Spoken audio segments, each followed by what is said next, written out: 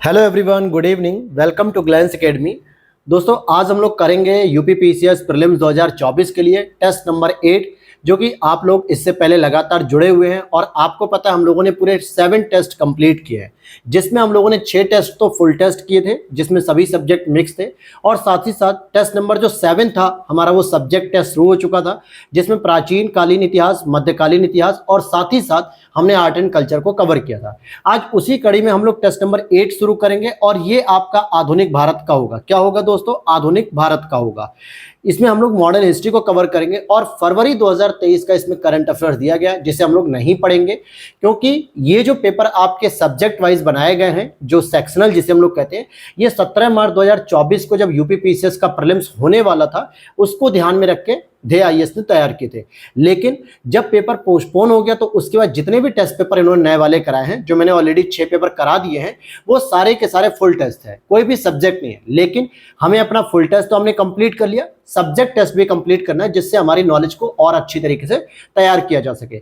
बस हमें current affairs छोड़ देनी है, क्योंकि करंट अफेयर्स हमें जनवरी 2024 से लेकर सितंबर 2024 तक का करंट अफेयर्स पढ़ना है, जो कि मैं हैंड रिटन नोट्स तैयार कर रहा हूं घटनासार के। जल्द ही उसकी क्लासेस भी मैं अगस्त लास्ट से शुरू कर दूंगा। तो चलिए शुरू करते हैं आज के इस क्लास को। और पहला ही प्रश्न आपका रहेगा मॉडर्न हिस्ट्री का। वीडियो अच्छी लगेगी तो लाइक कर देना और वीडियो के नीचे दिए गए टेलीग्राम चैनल को ज्वाइन कर लो मेरे दोस्त, क्योंकि वहां पर इसकी PDF पोस्ट कर देता हूं मैं क्लास के बाद, आप वहां से डाउनलोड भी कर सकते हो। और टेस्ट सीरीज को कैसे 3 से 4 बार रिवीजन करें, इसके ऊपर भी मैंने एक डिटेल्ड वीडियो बना दी है, जिसका लिंक डिस्क्रिप्शन बॉक्स में दिया गया है, आप उसे जरूर चेकआउट कर लेना। तो यहाँ पर हम देखते हैं पहला ही प्रश्न हमारा क्या है कि निम्नलिखित घटनाओं को उनके काल क्रमानुसार आपको व्यवस्थित करना है, जिसमें अगर हम देखें कि सैंडर्स की हत्या पूछी जा रही है, HSRA की स्थापना, चटगांव का जो आर्मरी रेड था, और सेंट्रल लेजिस्लेटिव असेंबली बम कांड। तो एक एक करके पहले हम इन घटनाओं की डेट को लिख लेते हैं। जैसे अगर जब हम बात करें कि सैंडर्स की जो हत्या की गई थी 17 दिसंबर 1928 को की गई थी, और HSRA यानी हिंदुस्तान रिपब्लिक मतलब सोशलिस्ट रिपब्लिक एसोसिएशन की बात करेंगे तो इसकी स्थापना 10 सितंबर 1928 को हुई थी, फिरोज शाह कोटला मैदान में। चंद्रशेखर आजाद और भगत सिंह इसमें संयुक्त रूप से शामिल थे। और चटगांव आर्मरी रेड की बात करेंगे, चटगांव शस्त्रागार की जो लूट हुई थी वो 1930 में हुई थी, और किसके नेतृत्व में हुई थी? मास्टर दास सूर्यसेन के नेतृत्व में हुई थी पश्चिम बंगाल में।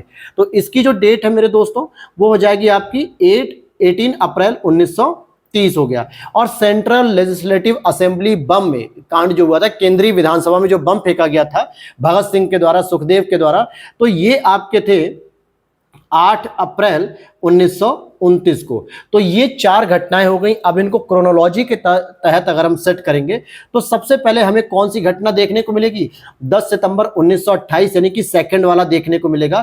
फिर उसके बाद सैंडर्स की हत्या, फिर उसके बाद सेंट्रल लेजिस्लेटिव में बम कांड, और सबसे लास्ट में आपको चटगांव आर्मरी रेड या शस्त्रागार की कह सकते हैं। तो इस तरीके से सी ऑप्शन आपका यहां पे सही हो गया। अब यहां से आपको घटनाओं की जो डेट मैंने बताई है, ये भी आप लोग नोट डाउन कर लिया करिए कहीं ना कहीं अपनी कॉपी में रख के, क्योंकि इसी तरीके से हम सारे टेस्ट पेपर को लगातार सॉल्व करते हुए आ रहे हैं। तो आगे भी हम इस पैटर्न को बरकरार रखेंगे ताकि आपको अधिक से अधिक चीजें पता चले। क्वेश्चन नंबर 2 है कि किस अधिवेशन में गांधी जी ने कहा था कि गांधी मर सकते हैं परंतु गांधीवाद नहीं। अर्थात गांधी मरेगा तो केवल शरीर मरेगा उसका, लेकिन गांधीवाद जो कि गांधी जी के विचार हैं, सत्याग्रह, सर्वोदय, अहिंसा, सविनय, ये सब आदिकालीन तक जीवित रहेंगे, यानी ये हमेशा जिंदा रहेंगे लोगों के मन मस्तिष्क में। तो ये अधिवेशन था आपका कराची अधिवेशन 1931, जब यहां पर अध्यक्षता कर रहे थे सरदार वल्लभ भाई पटेल जी। और जो गांधी इरविन का समझौता हुआ था, इस समझौते को स्वीकृति भी देनी थी, लेकिन इसी दौरान जब गांधी जी को काले झंडे भी दिखाए जा रहे थे। क्यों? क्योंकि भारतीय लोगों को यह उम्मीद थी कि गांधी जी इरविन से ऐसा समझौता करेंगे, बार्गेनिंग करेंगे कि भगत सिंह, सुखदेव और राजगुरु की फांसी रुक जाएगी, परंतु उस फांसी को रुकवाने में वो असफल रहे, या जो भी कारण रहा, जिस वजह से 23 मार्च 1931 को क्या किया गया कि भगत सिंह, सुखदेव और राजगुरु को फांसी दे दी गई। और इसी वजह से जो कराची अधिवेशन 1931 में आयोजित किया गया था, जिसकी अध्यक्षता आपके पटेल महोदय ने की थी, यहां पर गांधी जी को काले झंडे भी दिखाए गए, और इसी समय इन्होंने कहा कि गांधी मर सकता है परंतु गांधीवाद जिंदा रहेगा। और इसी अधिवेशन में पूर्ण स्वराज और गांधी इरविन पैक्ट को स्वीकार किया गया। तो पूर्ण स्वराज की जो बात की गई थी, जो 1929 में लाहौर अधिवेशन में जवाहरलाल नेहरू जी ने की थी, उसको भी स्वीकृति यहां पर दी गई थी। तो बी ऑप्शन यहां पे सही हो जाएगा। अगला प्रश्न है, निम्नलिखित में से कौन से कथन सही है। देखिए, जूरी अधिनियम 1826 में पारित किया गया था क्या? तो हाँ, ये बात सही है कि जूरी अधिनियम 1826 में पारित किया गया था। यह धार्मिक आधार पर मंदिरों में भेदभाव पर आधारित था। दूसरा स्टेटमेंट गलत है, क्योंकि यह धार्मिक आधार पर न्यायालयों में भेदभाव पर आधारित था। अर्थात कि धर्म के आधार पर जो है कि न्यायालय में कार्य प्रणाली रहेगी, इसी पर आधारित होकर भेदभाव किया गया था। तो इसी को जूरी अधिनियम भी कहा जाता है। हालांकि इसका विरोध राजा राम मोहन राय जी और तत्कालीन जितने भी समाज सुधारक थे, इन्होंने पुरजोर इसका विरोध किया था। तो यहाँ पे पहला तो सही है, लेकिन दूसरा यहाँ पर गलत हो जाएगा। अगला प्रश्न यहाँ पे है, कुछ घटनाएं हैं और उनके समय कौन कौन व्यक्ति उनसे संबंधित है, इसको मिलान करना। जैसे विधवा पुनर्विवाह की बात करेंगे तो इससे बहुत ही प्रसिद्ध एक व्यक्ति हैं जो ईश्वरचंद्र विद्यासागर, और इन्हीं के प्रयास से 1856 में विधवा पुनर्विवाह अधिनियम भी पारित हो पाया था। तो ये भी सही है। बाल विवाह का निषेध करना, यानी कि चाइल्ड मैरिज को रोकने का काम जो है कि किसने किया? मालाबारी जी ने किया, बहराम जी मालाबारी ने, जिन्होंने कहा कि नहीं, बच्चों की कम उम्र में विवाह करना बिल्कुल ही अनैतिक कार्य और साथ ही साथ उनके स्वास्थ्य के साथ भी खिलवाड़ है। ठगी प्रथा का अंत करने का आदेश लॉर्ड विलियम बेंटिक ने दे दिया था, और ये जो है कि आपके कर्नल स्लीमैन के समय कंप्लीट हुआ। पिंडारियों का दमन, ये लॉर्ड हेस्टिंग्स ने कंप्लीट किया। तो यहाँ पे डी ऑप्शन हो जाएगा 4, 1, 2, 3, तो ये सही हो जाएगा। अगला प्रश्न है आपका, वीडियो अच्छी लगी दोस्तों तो लाइक कर देना, और साथ ही साथ चैनल पे हो तो पहली बार सब्सक्राइब कर लेना, और अपने दोस्तों के साथ आप व्हाट्सएप टेलीग्राम ग्रुप में आप हमें शेयर कर सकते हो। अपने भाई को और अपनी ग्लैंस एकेडमी यूट्यूब चैनल को आप सपोर्ट कर सकते हो, और आपका ये सपोर्ट हमारे लिए बहुत ही आभार रहेगा। तो प्लीज़ आप लोग अपना शेयर जरूर कर दिया करिए। चलिए क्वेश्चन देख लेते हैं हम लोग। निम्नलिखित में से क्या भारत में अंग्रेजों की आर्थिक नीतियों का परिणाम नहीं था? भाई, अंग्रेज जो भी आर्थिक पॉलिसी लेकर काम कर रहे थे उसका क्या परिणाम नहीं था? हस्तशिल्प उद्योग का ह्रास करना, ये तो था ही परिणाम। उन कृषि उत्पादों का उत्पादन करना जो यूरोपीय या अमेरिकी बाजार में उन्हें नगद व्यवसायिक लाभ दिला सकते थे, यह भी सही बात है। कपास के उत्पादन करवा रहे थे, नील का उत्पादन करा रहे थे, अफीम का उत्पादन करा रहे थे। तो ये वही वस्तुएं तो हैं जिनसे उन्हें ज्यादा प्रॉफिट हो रहा था, जैसे चाय, कॉफी, रबर, कपास, गन्ना, तंबाकू, नील आदि व्यवसायिक फसलों को अंग्रेजों द्वारा प्रोत्साहित किया गया। ये सारे परिणाम थे, परंतु तीव्र औद्योगिकरण परिणाम नहीं था, क्योंकि ये जो औद्योगिकरण था ये अंग्रेजों के यहाँ तो था, यूरोपीय देशों में था, ब्रिटेन में औद्योगिक क्रांति का परिणाम तो था, परंतु भारत के अंतर्गत आर्थिक नीतियों का यह परिणाम नहीं था कि तीव्र औद्योगिकरण तो भारत में हुआ ही नहीं, बल्कि हस्तशिल्प का पतन हो गया, जिससे क्या हो गया? हमारी गरीबी बढ़ गई, बेरोजगारी बढ़ गई, और साथ ही साथ जो प्राथमिक उद्योग थे कृषि वगैरह, इन पर निर्भरता ज्यादा हो गई। तो इसीलिए डी वाला यहां पे गलत है, ये परिणाम नहीं है। अगला प्रश्न है आपका क्वेश्चन नंबर 6, पुर्तगालियों के संबंध में असत्य कथन को पहचानिए। देखिए, भारत में सबसे पहले पुर्तगाली आए और सबसे अंत में भारत में गए, बिल्कुल सही बात है। देखिए, 1498 में वो आए थे, कालीकट बंदरगाह में वास्को डिगामा आया था, और सबसे अंत में 1961 से भगाया गया जब गोवा छीना गया इनसे। तो ये बात तो सही है। नीली जल नीति या ब्लू वाटर पॉलिसी का प्रतिपादन किसने किया था? पुर्तगाली गवर्नर अल्बुकर्क। बस यहीं पर यह गलत हो जाएगा, क्योंकि अल्बुकर्क नहीं करता दोस्तों, फ्रांसिस्को डी अल्मीडा करता है। कौन करता है? Francisco de Almeida. यह कहता है कि ये जो ब्लू वाटर पॉलिसी है, इसमें अगर किसी भी भारतीय जहाज व्यक्ति को या जो है कि कोई व्यापार करना है, किसी भी विदेशी शक्तियों को व्यापार करना है, तो यहाँ पे क्या करेंगे? वो इनसे परमिट लेंगी, पुर्तगालियों से परमिट लेंगे, तब जाके महासागर वगैरह में जो है कि अपनी शक्तियों का या अपने व्यापार को चला सकते हैं। तो ये स्टेटमेंट तो गलत है, अल्बुकर्क नहीं था यहाँ पे, ये अल्मीडा था। और पुर्तगालियों ने 1510 ईस्वी में गोवा को जीता था। बिल्कुल सही बात है दोस्तों, क्योंकि बीजापुर के एक शासक थे, जिन शासक का नाम क्या था? आपको याद होना चाहिए कि यूसुफ आदिल शाह। क्या नाम था उसका? यूसुफ आदिल शाह से ये गोवा जीत लिया गया था। और ये गोवा किसने जीता था मेरे दोस्त? तो अल्बुकर्क ने जीता था। अल्बुकर्क ने गोवा को जीत लिया था, और साथ ही साथ अल्बुकर्क को पुर्तगालियों की शक्ति का वास्तविक संस्थापक कहा जाता है। और इसने पुर्तगालियों से भी यह कहा कि तुम्हें हर हाल में भारतीय महिलाओं से शादी करनी पड़ेगी, भारतीय महिलाओं से शादी करोगे तो पुर्तगालियों की संख्या में वृद्धि होगी, और साथ ही साथ जब जिन महिलाओं से आप शादी करोगे तो उनके परिवार के सभी सदस्य आपके समर्थन में आ जाएंगे, और यहाँ की संस्कृति सभ्यता सीखना आसान होगा, जिससे इनके साथ व्यापार और इन पे प्रभुत्व करना आसान हो जाएगा। तो ये दो प्रमुख कारण भी इनके थे, पुर्तगालियों के, अल्बुकर्क के, जिसकी वजह से इसको वास्तविक संस्थापक भी कहते हैं। तो यहाँ पे सभी स्टेटमेंट नहीं, केवल दूसरा ही वाला गलत है। और क्यों गलत है ये भी मैंने बता दिया। देखिए इसी तरीके से मैं अपना तैयारी कराता हूं। अगर आप लोग चाहते हो कि नहीं बस सर हमें क्वेश्चन बता दो, आंसर बता दो, तो उसका पीडीएफ तो वीडियो के नीचे मिल जाएगा, लिंक डिस्क्रिप्शन बॉक्स में टेलीग्राम पे, आप वहां से डाउनलोड कर लो। क्योंकि मेरा तरीका यही है कि मैं आपको डिटेलिंग से बताऊं। जो आप देखने आए हो यहाँ टेस्ट सीरीज को देख रहे हो इस यूट्यूब प्लेटफॉर्म पे, तो उसका आपको बेनिफिट मिलना भी चाहिए, केवल कोटा पूर्ति नहीं। अगला प्रश्न है आपका, पंडिता रमाबाई सरस्वती ने बाल विधवाओं की शिक्षा के लिए एक मुक्ति मिशन चलाया था या मुक्ति मिशन की स्थापना की थी। बिल्कुल सही बात है, और यह स्थापना 1889 में की गई थी। कब की गई थी? 1889 में। उन्होंने 1884 में रखमाबाई मामले का बचाव किया था, जो 1891 में एज ऑफ कंसेंट अर्थात आयु की सहमति अधिनियम के प्रारूपण में सहायक हुआ। तो यह भी बात सही है, और यहाँ पे दोनों ही स्टेटमेंट आपके सही हो जाएंगे। फिर अगला एक प्रश्न है संथाल विद्रोह के बारे में है, जो कि 1855-56 में हुआ था दोस्तों, झारखंड के क्षेत्रों में हुआ था, और ये 1857 के विद्रोह या 1857 की क्रांति से पहले हुआ था। लेकिन इसमें पूछ रहा है कौन सा कथन सही नहीं है। देखिए, दीकुओं द्वारा उच्च ब्याज दर वसूल किया जाना। दीकू किसे कहते हैं? जो गैर आदिवासी व्यक्ति थे, जो गैर आदिवासी व्यक्ति थे उन्हीं को ये दीकू कहते थे। फिर चाहे भारतीय नागरिक हो या फिर अंग्रेज नागरिक हो, परंतु वो क्या करते थे? उच्च ब्याज वसूल करते थे लोगों आदिवासियों से। तो ये तो एक विद्रोह का कारण था ही था। दामिन एको पर जमींदारों का नियंत्रण बढ़ना। यहां पर अगर आप देखोगे कि जो दामिन एको था, इस पे जमींदारों का नियंत्रण तो बढ़ ही रहा था, और देखा जाए इसके विरोध में भी संथाल विद्रोह उत्पन्न हुआ। और आगे चल के जब अंग्रेजों को झुकना पड़ा इस विद्रोह के कारण, तो इन्होंने जो राजमहल की पहाड़ियों के आसपास के जो दामिन कोय क्षेत्र था, इसको संथाल भूमि घोषित कर दिया और ये रिजर्व कर दिया गया अनुसूचित जनजातियों के लिए। तो ये भी कारण था। लेकिन रेल निर्माण में लगे यूरोपीय अधिकारियों द्वारा उन्हें सहायता प्रदान की गई थी, ऐसा कुछ भी नहीं था। आंदोलन में उन्हें किसी भी प्रकार की अंग्रेजों से कोई सहायता प्राप्त नहीं हुई थी, इसलिए यही स्टेटमेंट यहाँ पे गलत है। बाकी पहला दूसरा सही है। अगला प्रश्न है आपका, निम्न में से या निम्नलिखित में से भारत में फ्रांसीसी क्रांति का संस्थापक किसे माना जाता है? देखिए, फ्रांसीसी कंपनी बात करें तो कॉलबर्ट को माना जाता है इसका संस्थापक। क्योंकि कॉलबर्ट कौन था? जब लुई 14 का शासन चल रहा था दोस्तों। किसका शासन चल रहा था? लुई 14 का। इस तरीके से भी लिख सकते हो, फिर ऐसे तो लिख ही दोगे। लुई 14 का एक मंत्री था कॉलबर्ट, जिसने 1664 में क्या किया? 1664 में एक कंपनी की स्थापना की, जो कि फ्रांसीसी कंपनी के नाम से थी, इंदेल कंपनी के नाम से, और यही इसका संस्थापक माना जाता है। ठीक है। और इसके बाद कंपनी ने 1668 में पहला अपना कारखाना व्यापारिक रूप से स्थापित किया। और कहां पर स्थापित किया? सूरत में। तो पहला व्यापारिक कारखाना 1668 में इन्होंने सूरत में स्थापित किया, और वास्तविक संस्थापक इसका कॉलबर्ट हो गया।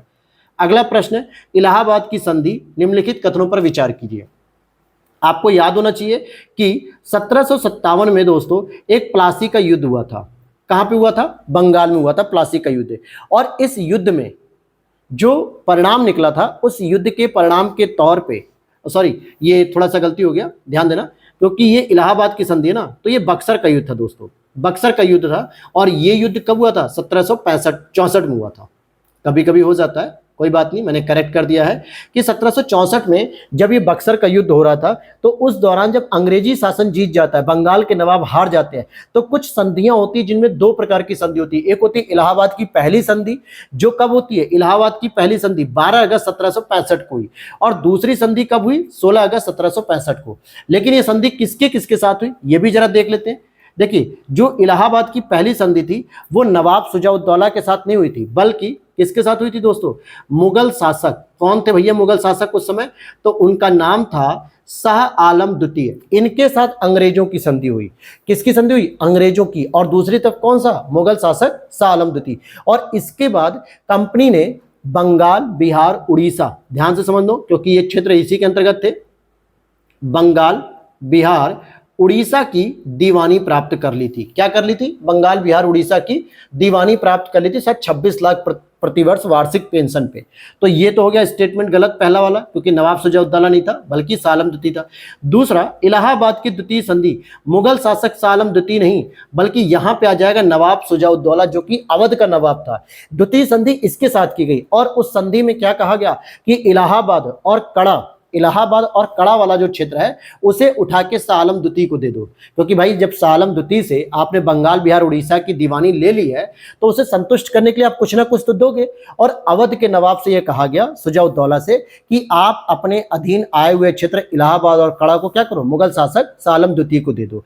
इसीलिए यहाँ पे पहला भी गलत है और दूसरा भी गलत है, क्योंकि दोनों की जो संधियां हैं, तिथि तो सही है परंतु जिन लोगों से हुई है वो गलत है।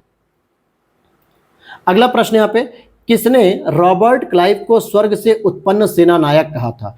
तो ये जो स्टेटमेंट है दोस्तों, ये विलियम पिट ने दिया था। और ऐसा क्यों वो कहता है? क्योंकि रॉबर्ट क्लाइव को ब्रिटिश साम्राज्य का संस्थापक माना जाता है मुख्य रूप से, और तो और 1757 के प्लासी युद्ध में भी ये था जिसने नवाब सिराजुद्दौला, बंगाल के जो नवाब थे सिराजुद्दौला, इनको पराजित किया और पहली विजय प्राप्त की थी, जो कि एक बहुत ही महत्वपूर्ण विजय थी। और इस विजय को स्थायित्व रखने के लिए, इस विजय को स्थायित्व प्रदान करने के लिए फिर आगे चल के 1764 में बक्सर युद्ध में हेक्टर मुनरो ने भी अंग्रेजों को जीत दिला दी थी।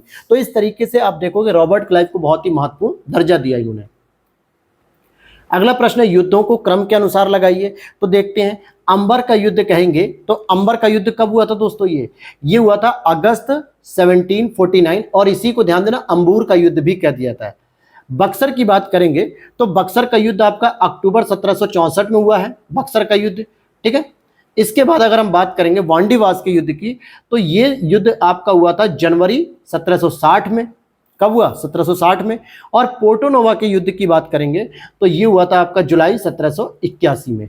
तो इस आधार पे अगर आप देखोगे तो 1 3 2 4 ये आपका क्रोनोलॉजी हो गया। लेकिन आपको और भी चीजें बता दूं मैं, बक्सर के युद्ध की अगर हम बात करें तो हेक्टर मुनरो एक तरफ थे और दूसरी तरफ कौन थे?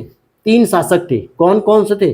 ध्यान से समझना कि एक तो था अंग्रेजी नेतृत्वकर्ता जिसको हम लोग कहते हैं हेक्टर मुनरो, लेकिन दूसरी तरफ यानी वर्सेज अगर हम करते बनाम तो यहां पे आप देखोगे एक तो थे आपके नवाब मीर कासिम।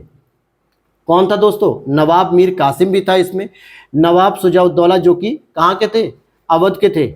नवाब सुजाउद्दौला भी थे और साथ ही साथ मुगल शासक शाह आलम द्वितीय थे, तभी तो इनके साथ संधियां की गई थी, शाह आलम द्वितीय। तो मीर कासिम भी थे, नवाब सुजाउद्दौला भी थे और शाह आलम द्वितीय भी थे। अच्छा, वांडीवास के युद्ध की बात करें तो वांडीवास का जो युद्ध था वो अंग्रेजों और फ्रांसीसियों के बीच में था और ये अंतिम युद्ध था जिसके बाद फ्रांसीसियों की शक्तियां समाप्त हो गई थी। और अगर हम पोर्टोनोवा के युद्ध की बात करें तो ये हैदर अली बनाम ब्रिटिश सरकार के बीच में थे, जिसमें हैदर अली का क्या हो गया? पराजय हो गया, यानी कि हैदर अली इस ग्रुप का जो कि ये हार गया और अंग्रेज जीत जाते हैं। तो इसलिए इसका सही क्रम मैंने आपको बता दिया। अगला प्रश्न आपका आता है वेल्लोर का युद्ध। तो पहली चीज आपको पता होना चाहिए वेल्लोर कहाँ पे दोस्तों? ये मद्रास राज्य के अंतर्गत आता है, एक छोटा सा शहर है और यहाँ पे 1806 में वेल्लोर में युद्ध हुआ था। और गवर्नर जनरल कौन था इस समय? इस समय अगर आप देखोगे तो जो गवर्नर जनरल थे वो जॉर्ज बार्लो थे। कौन थे दोस्तों? Governor general George Barlow. और ऐसा भी माना जाता है कि इसको 1857 के विद्रोह का पुरोगामी भी कहा जाता है, वेल्लोर के विद्रोह को। फिर यहाँ पे अगला प्रश्न है आपका 14 नंबर पे देखते हैं। क्वेश्चन नंबर 14 आपका है, कह रहा है कि James Andrews Ramsay Lord Dalhousie का वास्तविक नाम था। बिल्कुल सही बात है, ये इसका वास्तविक नाम था और ये भारत में 1848 में जो है कि गवर्नर जनरल बन के आता है। सिक्किम का भारत में विलय लॉर्ड डलहौजी ने ही किया था। हालांकि सिक्किम ही नहीं, अवध का भी किया, पंजाब का भी किया, सिक्किम का भी किया और भी बहुत सारे छोटे छोटे जो क्षेत्र थे उनका भी इसने विलय किया था और इसका विलय 1850 ईस्वी में इसने कर दिया था। तो दोनों ही स्टेटमेंट यहाँ पे सही हो जाएंगे। अगला प्रश्न है, भारत के किस वायसराय ने अफगानिस्तान के प्रति आक्रामक नीति अपनाई थी? उसका सही नाम हो जाएगा लॉर्ड लिटन के द्वारा, क्योंकि जब सेकंड आंग्ल अफगान युद्ध हो रहा था जिस समय 1878 से लेकर 80 के बीच में हो रहा था, दूसरा आंग्ल अफगान युद्ध, और उस समय इसी का शासनकाल चल रहा था, तो इसी ने अफगानिस्तान के प्रति एक आक्रामक नीति अपनाई थी। अगला प्रश्न, 1857 के विद्रोह के परिणाम में कौन सा एक परिणाम सही है? देश के राजनीतिक एकीकरण के लिए लॉर्ड डलहौजी की युद्ध पूर्व नीति को आगे बढ़ाया गया? नहीं दोस्तों, जब 1857 का विद्रोह समाप्त हुआ तो 1858 में रानी की एक घोषणा की गई और रानी ने स्पष्ट कहा था, जो ब्रिटेन की नारी थी उन्होंने सीधे कह दिया था कि अब हम भारत में किसी भी प्रकार का जो है कि जो व्यक्तिगत सिद्धांत की नीतियां थी या जो है कि अधिग्रहण करने की नीतियां थी वो सभी कुछ त्याग रहे हैं। मतलब अब हम किसी भी क्षेत्र को अपने अधीन अधिग्रहित नहीं करेंगे, सभी क्षेत्र अपने आप में स्वतंत्र रहेंगे। तो पहला तो गलत हो गया। दूसरा, ब्रिटिशों ने समाज में सामाजिक धार्मिक सुधार आंदोलनों के प्रति अपना समर्थन बढ़ाया। यह भी बात गलत है, क्योंकि जिस प्रकार से उन्होंने 1800 ईस्वी से लगातार सामाजिक और राजनीतिक हस्तक्षेप करना शुरू किया, समाज और धार्मिक के आधार पर हस्तक्षेप किया, तो इन्होंने जब 1857 की क्रांति का एनालिसिस किया कि भाई ये क्रांति क्यों हुई, तो इन्हें पता चला कि भारतीय लोगों को जो रूढ़िवादी थे, धार्मिक थे, सामाजिक थे, इन्हें अपनी नीतियों के अंतर्गत हस्तक्षेप पसंद नहीं आया, इसीलिए इन्होंने हस्तक्षेप करना भी बंद कर दिया। ब्रिटिशों ने विधायी प्रक्रिया में भारतीयों को शामिल करने की नीति की शुरुआत की। जी हाँ, इन्होंने ये चीज तो समझ ली थी कि अगर आपको भारत में शासन करना है, भारत को उपनिवेश बनाए रखना है, तो अब बेटा अब आप इस तरीके से शासन नहीं कर सकते कि भारत से बिल्कुल अलग थलग रहो। भारतीय लोगों को आपको शामिल करना पड़ेगा, कुछ ना कुछ लालच देना पड़ेगा। और यही था पहला विधान कि 1861 के भारतीय शासन अधिनियम के तहत भारतीयों को शामिल करने पे सहमति बन गई। तो सी वाला तो सही है परिणाम, बाकी पहला दूसरा गलत है। और क्या गलत था वो भी मैंने बता दिया। अगला प्रश्न है, 1857 के संदर्भ में कौन सा कथन सही नहीं है। देखिए, 1857 के विद्रोह के दौरान बहादुर शाह ने बख्त खां को साहब ए आलम बहादुर का खिताब दिया था, जो कि दिल्ली से नेतृत्व कर रहा था, तो ये तो बिल्कुल सही है। और 1857 के बरेली विद्रोह का नेतृत्व खान बहादुर साहब कर रहे थे, यह भी सही है। महारानी लक्ष्मीबाई की समाधि, ध्यान देना, महारानी लक्ष्मीबाई का जो कार्यस्थल था वो तो था झांसी, लेकिन यहाँ समाधि की बात की जा रही है और ये ग्वालियर में ही है, यह भी सही है। तो उपर्युक्त सभी कथन सही है, कोई भी कथन गलत नहीं है। आगे देखते हैं, निम्नलिखित में से कौन सा सैयद अहमद खान ने के साथ यूनाइटेड इंडियन पैट्रियाटिक संगठन का संस्थापक था। तो राजा शिव प्रसाद गुप्त, जो कि राजा शिव प्रसाद बनारस के थे, और इन्होंने सर सैयद अहमद खान के साथ मिलकर यूनाइटेड इंडियन पैट्रियाटिक संगठन को निर्मित किया, और ये 1888 में बनाया गया। और इसका जो मुख्य उद्देश्य था कि कांग्रेस की जो स्थापना की गई 1885 में, इसका विरोध करो। साथ ही साथ इन्होंने मुस्लिमों को अंग्रेजों का समर्थन करने की हिदायत दी थी, इसलिए नहीं कि वो भारत का विभाजन चाहते थे, इसलिए कि मुसलमानों का सामाजिक और आर्थिक सुधार जो हो सकता है वो अंग्रेजों की दया दृष्टि से ही हो सकता है। और अंग्रेजों से अगर आपको पैसे और समर्थन चाहिए तो आपको अंग्रेजों का समर्थन करना पड़ेगा। यही वजह थी कि इन्होंने इसकी स्थापना करके मुस्लिमों को क्या किया, कांग्रेस विरोधी स्थापित करने का प्रयास किया। अगला प्रश्न था, निम्नलिखित सही सुमेलित कौन से विद्रोह और उनके स्थान। जैसे अगर आप देखोगे, मोपला विद्रोह की बात करें, जो कि कब होता है मोपला विद्रोह, 1921 में होता है, और ये आपका बंगाल में नहीं हुआ था, ये आपका केरल में हुआ था। पावना विद्रोह की बात करेंगे तो ये आपका 1873 से लेकर 76 में हुआ था, और ये बंगाल में हुआ था दोस्तों, पंजाब में नहीं, बंगाल में। बिरसा मुंडा विद्रोह की बात करेंगे तो ये बिल्कुल सही है, 1899 से लेकर 1900 तक हुआ था झारखंड में, केवल यही एक सही है। कूका विद्रोह की बात करेंगे तो कूका विद्रोह आपका 1840 से लेकर 72 तक हुआ था, और ये विद्रोह आपका पंजाब में हुआ था। तो केवल तीसरा ही स्टेटमेंट से ही, बाकी सभी गलत है। अगला प्रश्न है, पाश्चात्य शिक्षा के क्षेत्र में हुई प्रगति की समीक्षा करने के लिए डब्ल्यू हंटर की अध्यक्षता में गठित आयोग ने किस प्रकार की शिक्षा पर विशेष बल दिया। तो इन्होंने प्राथमिक शिक्षा पर सबसे ज्यादा बल दिया, और इसका गठन 1882 में किया गया था। और इसने तो यह भी कहा कि प्राथमिक शिक्षा का माध्यम क्या होना चाहिए, मातृभाषा में शिक्षा देनी चाहिए, यानी कि अगर भारतीयों को आप शिक्षा दे रहे हो तो जो उनकी क्षेत्रीय भाषा है, मातृभाषा, उनमें आप अध्ययन कराइए, न कि जबरदस्ती कोई आप और भाषा प्रयोग करिए। और 1882 में इसका गठन किया गया था। अगला प्रश्न आपका हो जाएगा 21 नंबर पे। अगर हम देखते हैं, निम्नलिखित में से किसने भारतीय विश्वविद्यालयों में धार्मिक शिक्षा के लिए प्रबल वकालत की थी। तो इसका प्रबल वकालत जो की थी वो मदन मोहन मालवीय जी ने की थी। और ध्यान देना कि इन्होंने ही 1916 में लॉर्ड हार्डिंग के सहयोग से बीएचयू की स्थापना की थी, बनारस हिंदू विश्वविद्यालय या काशी हिंदू विश्वविद्यालय भी कह सकते हैं। और ये चाहते थे कि जो भारतीय विश्वविद्यालय उनमें धार्मिक शिक्षा प्रदान की जाए, इसलिए नहीं कि ये धर्म को बढ़ावा दे रहे थे, इसलिए कि भारतीय लोग जो अपने धर्म के प्रति मतलब कि एक तरीके से निजी भावना जो देख रहे थे कि ग्लानि वाली, आत्मग्लानि वाली की बहुत हीन दृष्टि से देख रहे थे, तो भारतीय धर्म की असली संस्कृति की पहचान कर सकेंगे।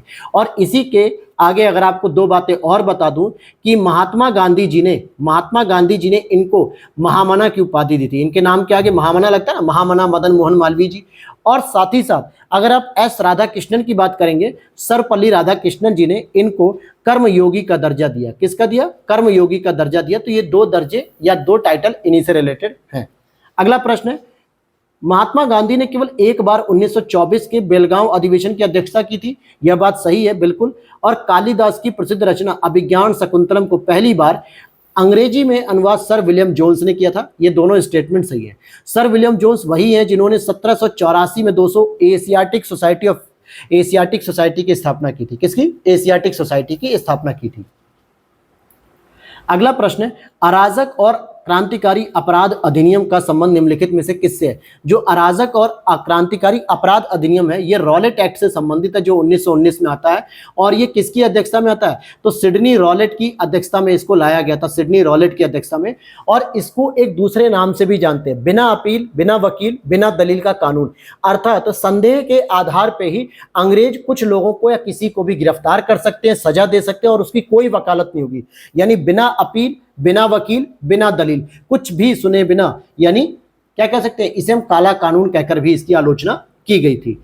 अगला प्रश्न 24 नंबर पे अगर हम देखते हैं, इस संगठन की स्थापना 1815 ईस्वी में की गई थी। इसने उपनिषद, बाइबल, कुरान की शिक्षाओं को मिलाकर एक उपदेश दिया कि ईश्वर एक है, यानी एकेश्वरवाद पर बल दिया। और महर्षि देवेंद्रनाथ टैगोर इसके सक्रिय सदस्य भी थे। तो ये किस संगठन की बात कर रहा है? ये आत्मीय सभा की बात कर रहा है दोस्तों, जिसकी स्थापना किसने की थी? राजा राम मोहन राय जी ने की थी। कब की थी? 1815 में। कहीं कहीं 1814 भी आपको देखने को मिल जाता, तो कंफ्यूज नहीं होना है।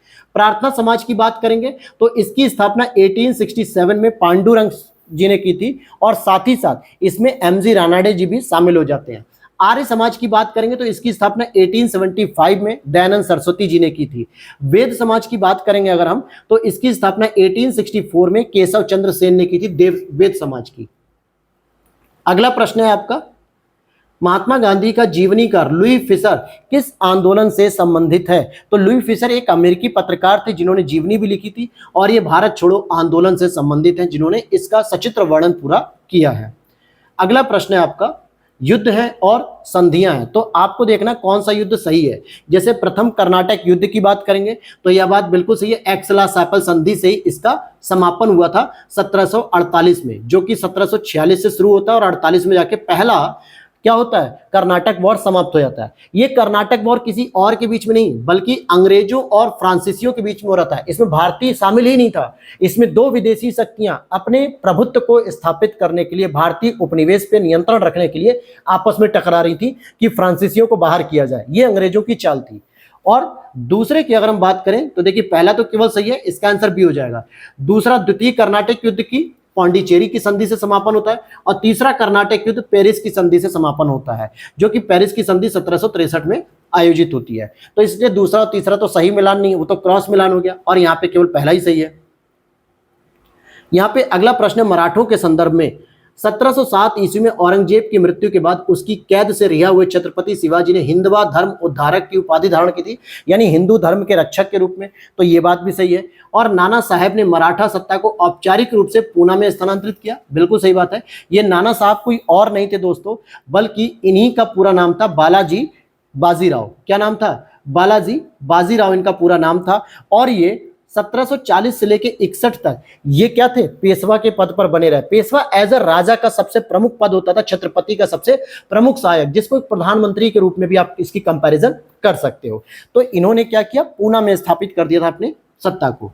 अगला प्रश्न आपका आएगा संगठन और आंदोलन, और इससे कौन से संस्थापक सम्मिलित नहीं है। जैसे प्रार्थना समाज से आत्माराम पांडुरंग, आर्य समाज से दयानंद सरस्वती, सत्यशोधक समाज ज्योतिबा फुले और निरंकारी आंदोलन से दोस्तों आप इनको देखोगे तो बाबा शिव दयाल नहीं थे, बल्कि कौन थे, बाबा दयाल दास थे। क्या नाम था? आप यहाँ पे बाबा लिखो और दयाल भी लिखो और उसके आगे दास लगा दो, शिव का नाम हटा दो। बाबा शिव दयाल नहीं बल्कि बाबा दयाल दास थे। और अगर हम बात करें अगले प्रश्न को, क्या है अगला प्रश्न, भारतीय परिषद अधिनियम 1861 के अंतर्गत कौन सा अधिनियम या कौन से प्रोविजन सही है। देखिए, सत्येंद्र प्रसाद सिन्हा को इस अधिनियम द्वारा वायसराय की कार्यकारी परिषद में विधि सदस्य के रूप में नियुक्त किया गया था। तो देखिए, किया तो गया था, ये बात तो सही है, परंतु ये 1861 से नहीं आए थे, ये आए थे 1909 के मार्लेमेंटो सुधार से।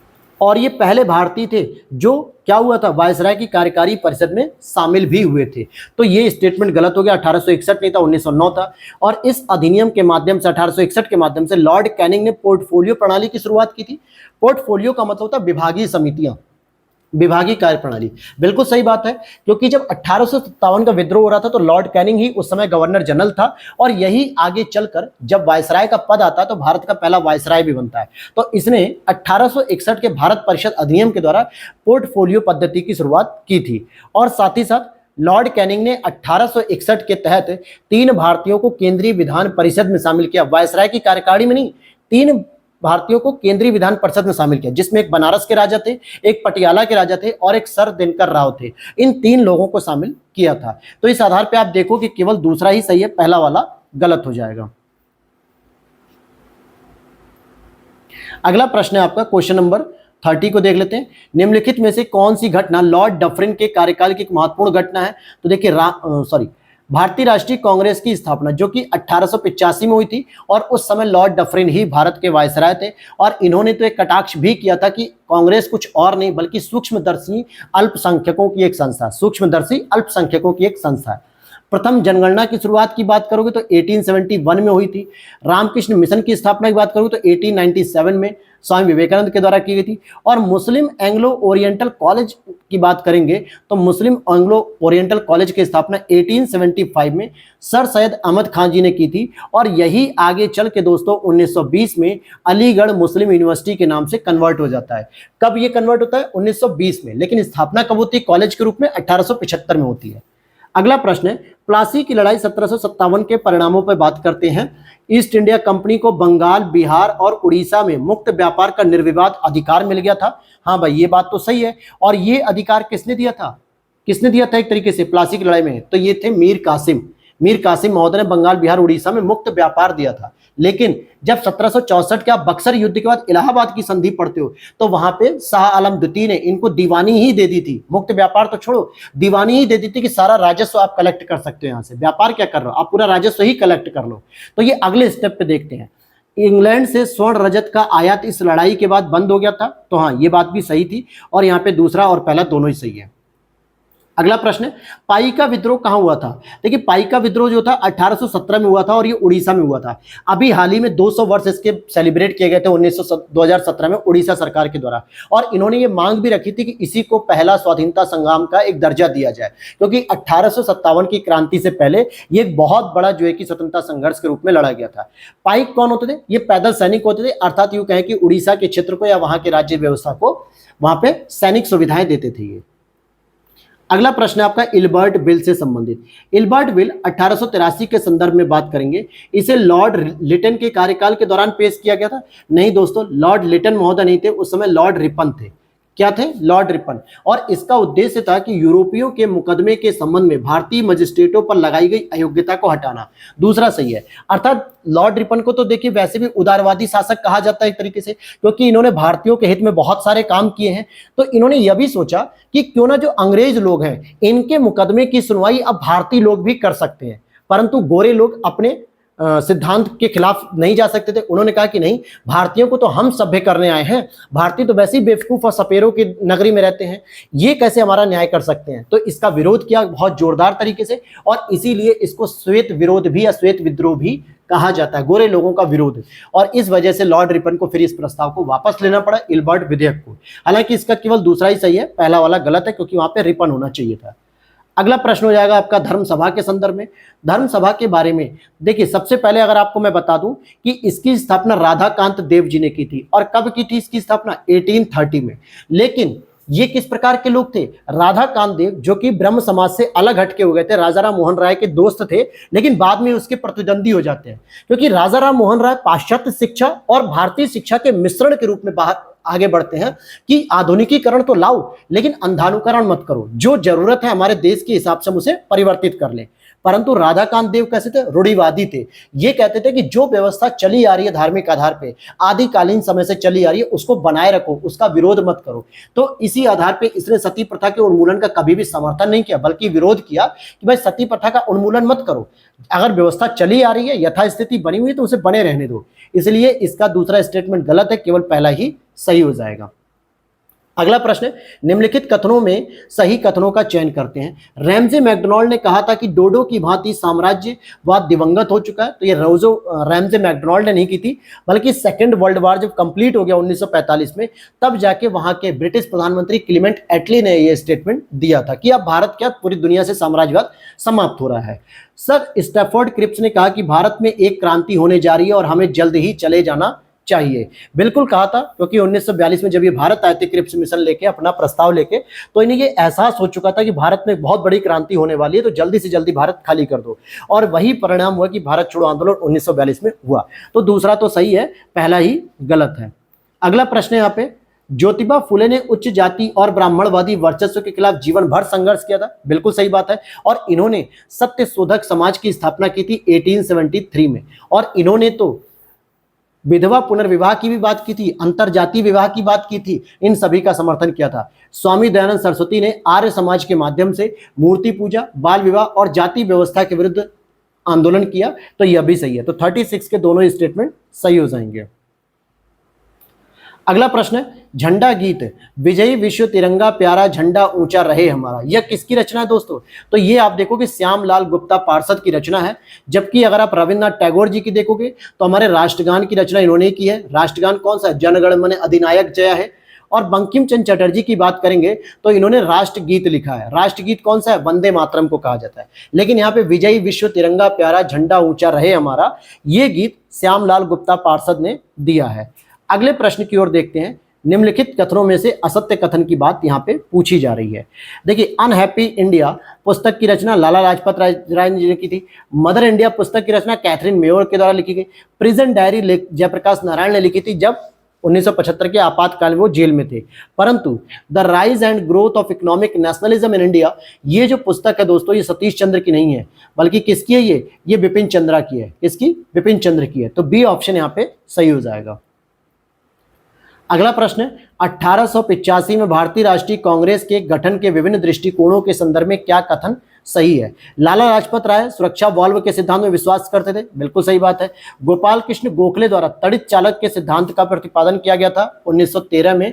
बिल्कुल सही बात है। परंतु आरपी दत्त, जो कि एक मार्क्सवादी इतिहासकार थे, इन्होंने दुर्भी संधि सिद्धांत का प्रतिपादन किया था। यह भी सही है। तो 1, 2, 3 तीनों ही यहाँ पे सही हो जाएंगे। अगला प्रश्न, निम्नलिखित में से कौन सा सही नहीं है? अल्फ्रेड वेब ने 1894 ईस्वी में कांग्रेस के मद्रास अधिवेशन की अध्यक्षता की थी। सही है। बाल गंगाधर तिलक कांग्रेस के अध्यक्ष कभी भी नहीं बने थे। यह भी सही है। कांग्रेस ने नागपुर अधिवेशन 1920 में पहली बार भारतीय रियासतों के प्रति अपनी नीति को घोषित किया था। यह भी सही है। अरविंद घोष कांग्रेस के नरम दल से संबंधित थे। बस यही स्टेटमेंट गलत है, क्योंकि अरविंद घोष आपके गरम दल से संबंधित थे, जिसमें लाला लाजपत राय, बाल गंगाधर तिलक और विपिन चंद्र पाल भी शामिल थे। उसी के साथ अरविंद घोष भी गरम दल से संबंधित थे, नरम दल से नहीं थे। तो डी ऑप्शन आपका गलत हो जाएगा। वीडियो यहां तक देखिए दोस्तों, और आप लगातार इस वीडियो को इंटरेस्टिंग तरीके से एंजॉय कर रहे हैं, चीजों को समझ रहे हैं, तो इट मीन्स कि आपको वीडियो पसंद आ रही है। तो प्लीज जो है कि अपने दोस्तों के साथ शेयर कर दीजिए और वीडियो लाइक जरूर किया करिए, ताकि हमें भी कुछ मोटिवेशन मिलता रहे कि हाँ, हमारी चीजें अगर आपको समझ में आ रही हैं तो हम और भी क्रिएटिव चीजें करते रहें। ध्यान देना कि जल्दी मैं आपको आज या कल से यूपी पीसीएस के जो सीसेट का पीवाईक्यूज है, जिसमें हमने 2023 को केवल किया था, उसे भी मैं शुरू करने वाला हूं। चलिए अगले प्रश्न की ओर देखते हैं। भारत का स्वतंत्रता संग्राम 1857, ये पुस्तक किसने लिखी थी? तो ये वीडी सावरकर जी ने लिखी थी, विनायक दामोदर सावरकर जी ने। हालांकि इन्होंने अभिनव भारत की भी स्थापना की थी, लेकिन किस वर्ष की थी ये आप लोग कमेंट सेक्शन में जरूर बताइए।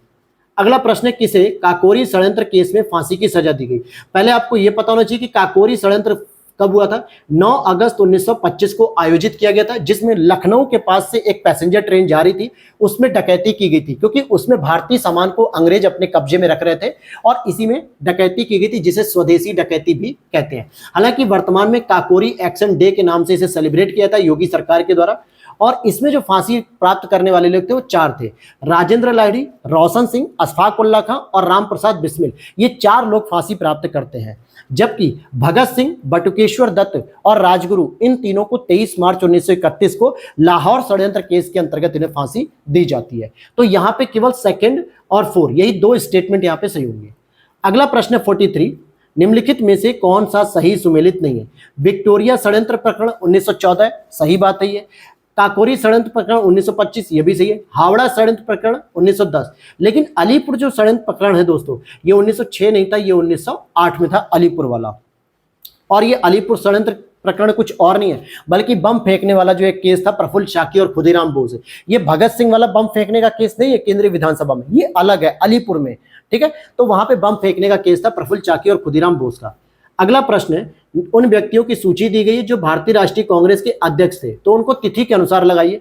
देखिए, महात्मा गांधी जी 1924 में एक बार बनते हैं अध्यक्ष बेलगांव में। जवाहरलाल नेहरू जी 1929 में बनते हैं। कब बनते हैं? 1929 में बनते हैं। वल्लभ भाई पटेल जी 1931 में कराची अधिवेशन में बनते हैं। और श्रीमती सरोजिनी नायडू जी 1925 में कानपुर के अंतर्गत बनती हैं। तो इस आधार पर आप 1, 4, 2, 3 देख सकते हो।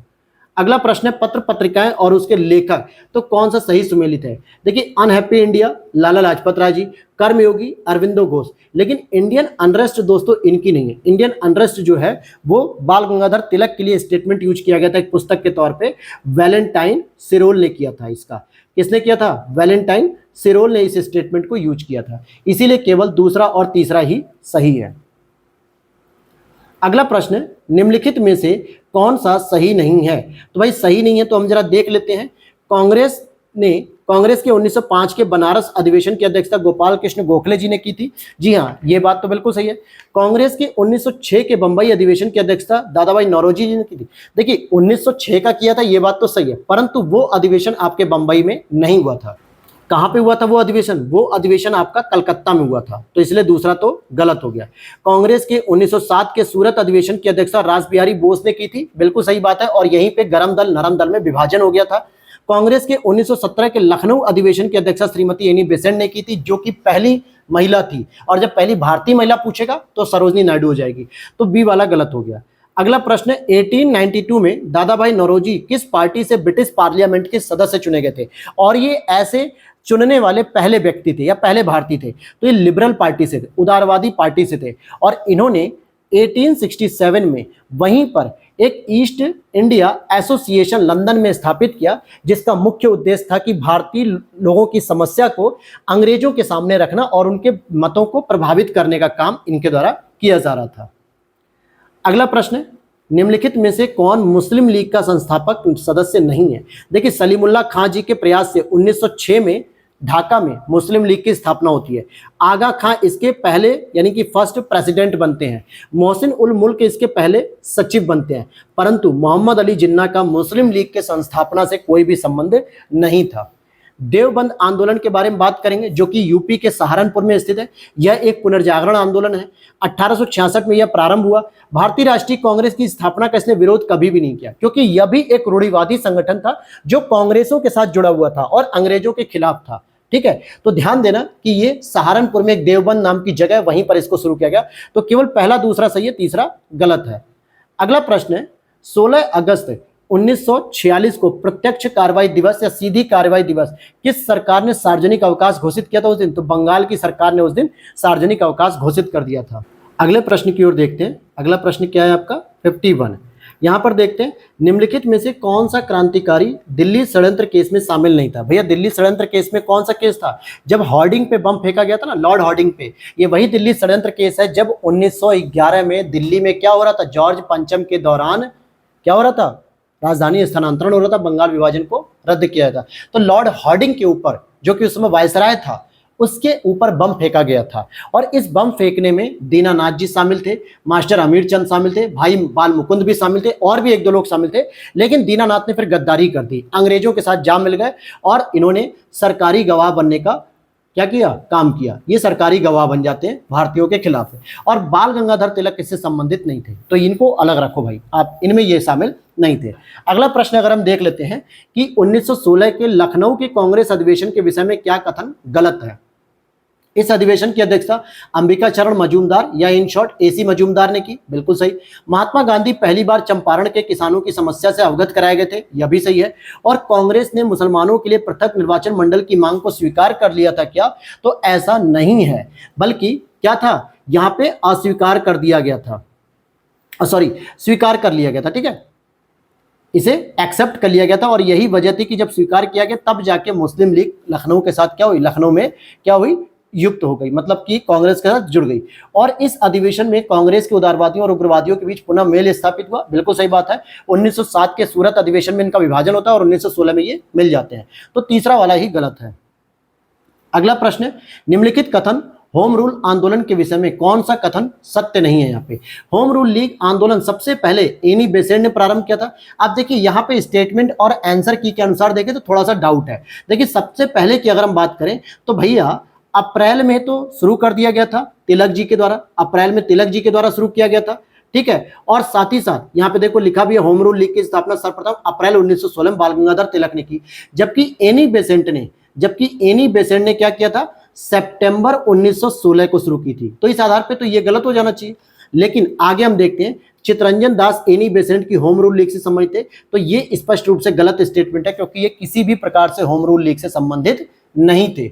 और 1916 के लखनऊ अधिवेशन में होम रूल लीग के सदस्यों ने अपनी राजनीतिक शक्ति सफलतापूर्वक प्रदर्शन किया, यह बात बिल्कुल सही है। तो ये और ये ए और सी दोनों ही यहां पे गलत हो जाएंगे। अगला प्रश्न आपका क्या है दोस्तों? निम्नलिखित में से किसने 1920 में Akhil Bharatiya home rule league के अध्यक्ष के रूप में निर्वाचित होने के बाद इसका नाम परिवर्तित कर दिया, स्वराज सभा रख दिया? ये महात्मा गांधी जी का स्टेटमेंट हो सकता है, क्योंकि इनको 1920 में होम रूल लीग का अध्यक्ष भी बनाया गया, फिर इन्होंने होम रूल लीग का नाम ही बदल दिया, बोले स्वराज सभा रख लो इसका नाम, ठीक है। तो ये हो गया। अगले प्रश्न को देखते हैं 55 नंबर पे। महात्मा गांधी के विषय में असत्य कथनों के बारे में बात करते हैं। दक्षिण अफ्रीका में गांधी जी ने इंडियन ओपिनियन नामक अखबार निकाला था, यह तो सही है। गांधी जी के अनुसार हिंसा का सबसे क्रूरतम रूप गरीबी का स्थायित्व, कि अगर हिंसा का मतलब है कि गरीबी बने रहना। गांधी जी ने सर्वप्रथम 1906 में आयोजित कांग्रेस के कलकत्ता अधिवेशन भाग लिया था। ऐसा नहीं है दोस्तों, इन्होंने 1901 में भाग लिया था, और उस समय इनके जो राजनीतिक गुरु थे गोपाल कृष्ण गोखले, इन्होंने कहा कि गांधी अभी तुम छोटे हो, अभी साउथ अफ्रीका से आए हुए हो, तुम्हें पहले भारत की समस्या को समझने के लिए पूरे भारत का भ्रमण करना चाहिए। और उन्होंने 1 साल को भ्रमण भी किया, 1901 में शामिल हुए थे, 1906 वाला नहीं। गांधी जी को दक्षिण अफ्रीका के पीटर मारिसबर्ग स्टेशन पर ट्रेन से फेंका गया था। फेंकने मतलब कोई वस्तु नहीं, बल्कि ट्रेन से उतार दिया गया था अश्वेत कह के। तो ये बातें सही है, केवल तीसरा गलत है यहाँ पे।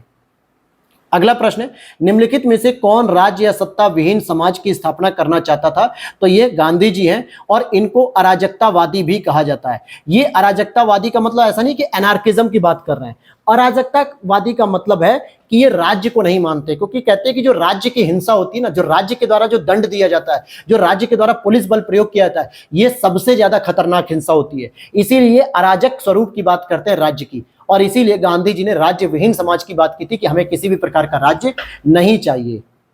अगला प्रश्न यहाँ पे देखते हैं, महात्मा गांधी से संबंधित कुछ घटनाएं हैं जिनके कालक्रम को व्यवस्थित करना है। जैसे खेड़ा की अगर हम बात करें, जो इन्होंने खेड़ा सत्याग्रह किया था, ये आपका हो गया था मार्च 1928 में। असहयोग आंदोलन की बात करेंगे तो 1920 में हुआ था, 1920 से लेकर 22 कह सकते हो आप। चंपारण आंदोलन की बात करोगे तो 1917, और सविनय अवज्ञा की बात करोगे तो 1930। तो इस आधार पर आप देखोगे 3, 1, 2, 4। अगला प्रश्न है, किसने गांधी जी को दीन बंधु की उपाधि दी थी? तो ये उपाधि देने वाले रेवरेंड चार्ली एंड्रयूज महोदय थे। अगला प्रश्न है यहाँ पे, निम्नलिखित में से किसने यरवदा कारागार को मंदिर की संज्ञा दी? यरवदा कारागार जो है वो पुणे में स्थित है, और जब गांधी जी 1930 में यहाँ पर कैद थे तो इन्होंने मंदिर की संज्ञा दी थी। महात्मा गांधी जी हैं ये, ठीक है, ये महात्मा गांधी जी थे। अगला प्रश्न है, निम्नलिखित में से भारत की स्वतंत्रता के समय कांग्रेस का सदस्य नहीं था? जब भारत स्वतंत्र हो रहा था तब कांग्रेस की सदस्यता महात्मा गांधी ने नहीं रखी थी, क्योंकि महात्मा गांधी ने 1934 में ही कांग्रेस के सदस्य के रूप में इस्तीफा दे दिया, फिर दोबारा कभी भी उन्होंने इसकी सदस्यता ग्रहण नहीं की थी।